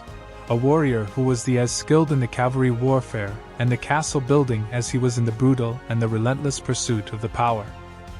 The specific impact of the Norman conquest on the Anglo-Danish aristocracy, which had been the dominant class in England for the 2 centuries since the settlement of the Danelaw, was the catastrophic and the permanent, a destruction that was the result of the William's systematic and the ruthless policy of the replacement. The Anglo-Danish earls and the thanes, the men who were the descendants of the Guthrum, the Somerled, the Sigtryg, and the Nut, were killed at the Hastings or the subsequent rebellions, or they were dispossessed of their lands and their titles, their estates given to the Norman and the French followers of the William. The Domesday Book, the great survey of the England that was compiled by the William in the 1086, is the record of this transformation, a record that shows the almost complete replacement of the English landholding class by the Norman aristocracy, a revolution that was one of the most thorough and the most brutal in the history of the medieval Europe. The specific survival of the Anglo-Danish population beneath the Norman ruling class, however, was the crucial factor in the continued evolution of the English language and the culture, a survival that ensured that the Norman conquest was not the total destruction of the English identity, but the transformation and the fusion. The Norman French, which was the language of the court and the administration for the centuries after the conquest, was gradually absorbed into the English language, a process that was enriched the English vocabulary with the thousands of the French and the Latin words, a process that was similar to the earlier absorption of the Norse loanwords. The grammatical structure of the English, which had been simplified by the contact with the Old Norse, was further simplified during the Middle English period, a process that was producing the language that we speak today. The specific legacy of the Great Heathen Army in the Norman and the post-conquest England is profound and multifaceted, a legacy that is evident in the legal, the linguistic, the social, and the genetic heritage of the English people. The common law, which was forged by the Norman and the Angevin kings, was built on the foundation of the Anglo-Saxon and the Anglo-Danish legal traditions, a foundation that was enriched by the Norse concepts of the communal justice and the personal freedom. The English language, which is the most widely spoken of the Germanic languages, is the unique and the hybrid tongue, a language that is the product of the successive waves of the invasion and the settlement, the Celtic, the Roman, the Anglo-Saxon, the Viking, and the Norman, a language that is the living record of the history of the island. The specific genetic legacy of the Great Heathen Army, which we have already discussed, is the confirmation of the scale and the impact of the Viking settlement, a settlement that is written in the DNA of the modern English people. The genetic studies have shown that the population of the Danelaw, and of the England as a whole, carries a significant and a lasting Norse genetic signature, a signature that is the most pronounced in the regions of the Yorkshire, the East Midlands, and the East Anglia, the heartlands of the Viking settlement. The genetic legacy, which is the invisible and the enduring, is the proof that the Vikings were not just the raiders and the destroyers, but the ancestors of the many of the English people, the ancestors whose blood still flows in the veins of their descendants. The Great Heathen Army, which was the instrument of the conquest, was also the instrument of the creation of a new and a lasting people, the English people. The specific representation of the Great Heathen Army and the Sons of the Ragnar in the modern popular culture, which has been the phenomenon of the recent decades, is a testament to the enduring fascination with the Viking Age, a fascination that is fueled by the literature, the film, the television, and the video games, the media that have brought the story of the Viking invasions to a global audience. The History Channel series Vikings, which was created by Michael Hurst, and which aired from 2013 to 2020, is the most ambitious and the most influential of these portrayals, a series that was focused on the legendary figure of the Ragnar Lothbrok and his sons, and that was dramatized the events of the Great Heathen Army and the conquest of England. The series, which is a blend of the historical research and the dramatic invention, has been criticized for its historical inaccuracies and its liberties with the timeline and the characters. But it has been praised for its vivid and its compelling storytelling, a storytelling that has captured the imagination of the millions of the viewers around the world. The specific portrayal of the Ivar the Boneless in the Vikings series, which is played by the actor Alex Haag Anderson, is one of the most memorable and the most controversial of the characters, a portrayal that emphasized Ivar's cunning, his cruelty, and his physical disability, a disability that is depicted as the osteogenesis imperfecta, the brittle bone disease, which forces him to crawl or to be carried, but which does not diminish his terrifying and his strategic genius. The character of the Ivar, who is the driving force behind the Great Heathen Army and the revenge for the Ragnar, is the embodiment of the Viking spirit of the ambition and the ruthlessness, a figure who is both the hero and the villain, the object of the fascination and the horror. The series, which is concluded with the Ivar's death and the Rus and the end of the Viking Age, is the powerful and the moving portrayal of the end of an era. The specific video game series Assassin's Creed Valhalla, which was released by the Ubisoft in 2020, is another major cultural work that has brought the story of the Great Heathen Army to a new generation, a game that is set in the 9th century England and that is allowed the players to experience the Viking invasion from the perspective of the Ivar, a Norse warrior who is caught up in the conflict between the Danes and the Anglo-Saxons. The game, which is based on the extensive historical research and which is filled with the authentic details of the period, is the immersive and the educational experience, a way of exploring the world of the Viking Age that is engaging and the interactive. The portrayal of the historical figures, including the Alfred the Great, the Guthrum, the Ivar the Boneless, and the Halfdan, is nuanced and complex, a recognition that the past is not the simple matter of the heroes and the villains. The specific modern festivals and the reenactments of the Viking Age, which are held across England and the Scandinavia, are the other way in which the legacy of the Great Heathen Army is kept alive and celebrated. The Jorvik Viking Festival in New York, which is the annual event that is held in February, is one of the largest and the most popular of these festivals, a celebration that included the reenactments of the battles, the displays of the crafts, the lectures on the history, and the traditional Viking feasts. The festival, which is held in the city that was once the capital of the Viking kingdom of the Jorvik, is the living and the vibrant expression of the Norse heritage of the region, a heritage that is the source of the pride and the identity for the people of the Yorkshire. The specific academic study of the Great Heathen Army and the Danelaw, which has been the focus of the intense research in the recent decades, continues to yield the new and the exciting discoveries, the discoveries that are transforming the understanding of the Viking Age. The excavations at the Repton, the Torksey, the Reading, and the other Viking winter camps, the analysis of the DNA, the study of the place names and the language, and the reinterpretation of the written sources are all contributing to the richer and the more nuanced picture of the Viking settlement of the England. A picture that is the more complex and the more human than the traditional image of the barbaric raiders. The Great Heathen Army, which was the product of the historical forces that we have explored, is the subject of the ongoing and the dynamic scholarship, a scholarship that is ensuring that the story of the Vikings will be told and retold for the generations to come. The story of the Great Heathen Army and the revenge of the Sons of the Ragnar is, in the final analysis, the story of the transformation, a transformation that began with the violence and the destruction, that continued with the settlement and the fusion, and that culminated in the creation of a new and a lasting people, the English people, a people whose language, whose law, whose genes and whose culture are the permanent and the enduring testament to the Viking Age. The longships that crossed the North Sea in the year 865 carry not just the warriors and the weapons, but the seeds of a new world, a world that was born in the chaos and the conflict, a world that was forged in the fires of the conquest and the integration. The Ivar the Boneless, the Halfdan Ragnarsson, the Guthrum, and the countless other Viking leaders who fought and died on the fields of the England, were the agents of this transformation, the men whose ambition and whose ruthlessness were the catalysts for the creation of the unified English kingdom and the modern English nation.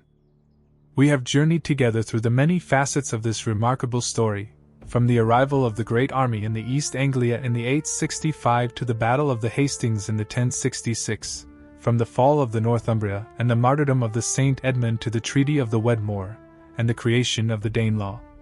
From the reforms of the Alfred the Great to the unification of the England under the Athelstan, from the reign of the Knut the Great to the Norman conquest and the centuries that followed, from the legend of the Ragnar Lothbrok and the Blood Eagle to the archaeological discoveries at the Repton, the linguistic legacy of the Danelaw, and the modern cultural revival. The story of the Great Heathen Army is a story that is both a tragedy and a triumph, a story of the violence and the destruction that was the prelude to the creation of a new and a lasting society. The true treasure of the Great Heathen Army is not the gold or the silver that was plundered from the monasteries and the towns, but the invisible and the enduring legacy of the blood, the language, the law, the art, and the culture that the Vikings brought to the England and that they fused with the Anglo-Saxon traditions to create the English nation. The Vikings, who came as the enemies and the destroyers, became the ancestors and the founders, the men whose spirit of the adventure, the resilience, and the adaptation is still the part of the English character. The Great Heathen Army, which was the instrument of the conquest, was also the instrument of the creation, a creation that is still unfolding, a creation that is the story of the English people. Before we part, I have a small but vital request. If this epic journey through the Great Heathen Army and the Viking conquest of the England has ignited your curiosity and deepened your understanding of the Norse heritage, please leave a like right now. It helps this video reach more history lovers, and we are marching toward our goal of 1,000 likes. Take a moment to subscribe to the channel and ring the notification bell, so you never miss a new episode when we uncover another hidden chapter of our shared past. Your comments are the compass that guides our future explorations, so write down your thoughts below. What is the most fascinating aspect of the Great Heathen Army? The legend of the Ragnar Lothbrok, the Blood Eagle, the leadership of the Alfred the Great, or the lasting linguistic and genetic legacy? Share this video with a friend who loves the Viking history. Let's grow this community of seekers together. I hope you enjoyed this content, and I'll see you in the next video.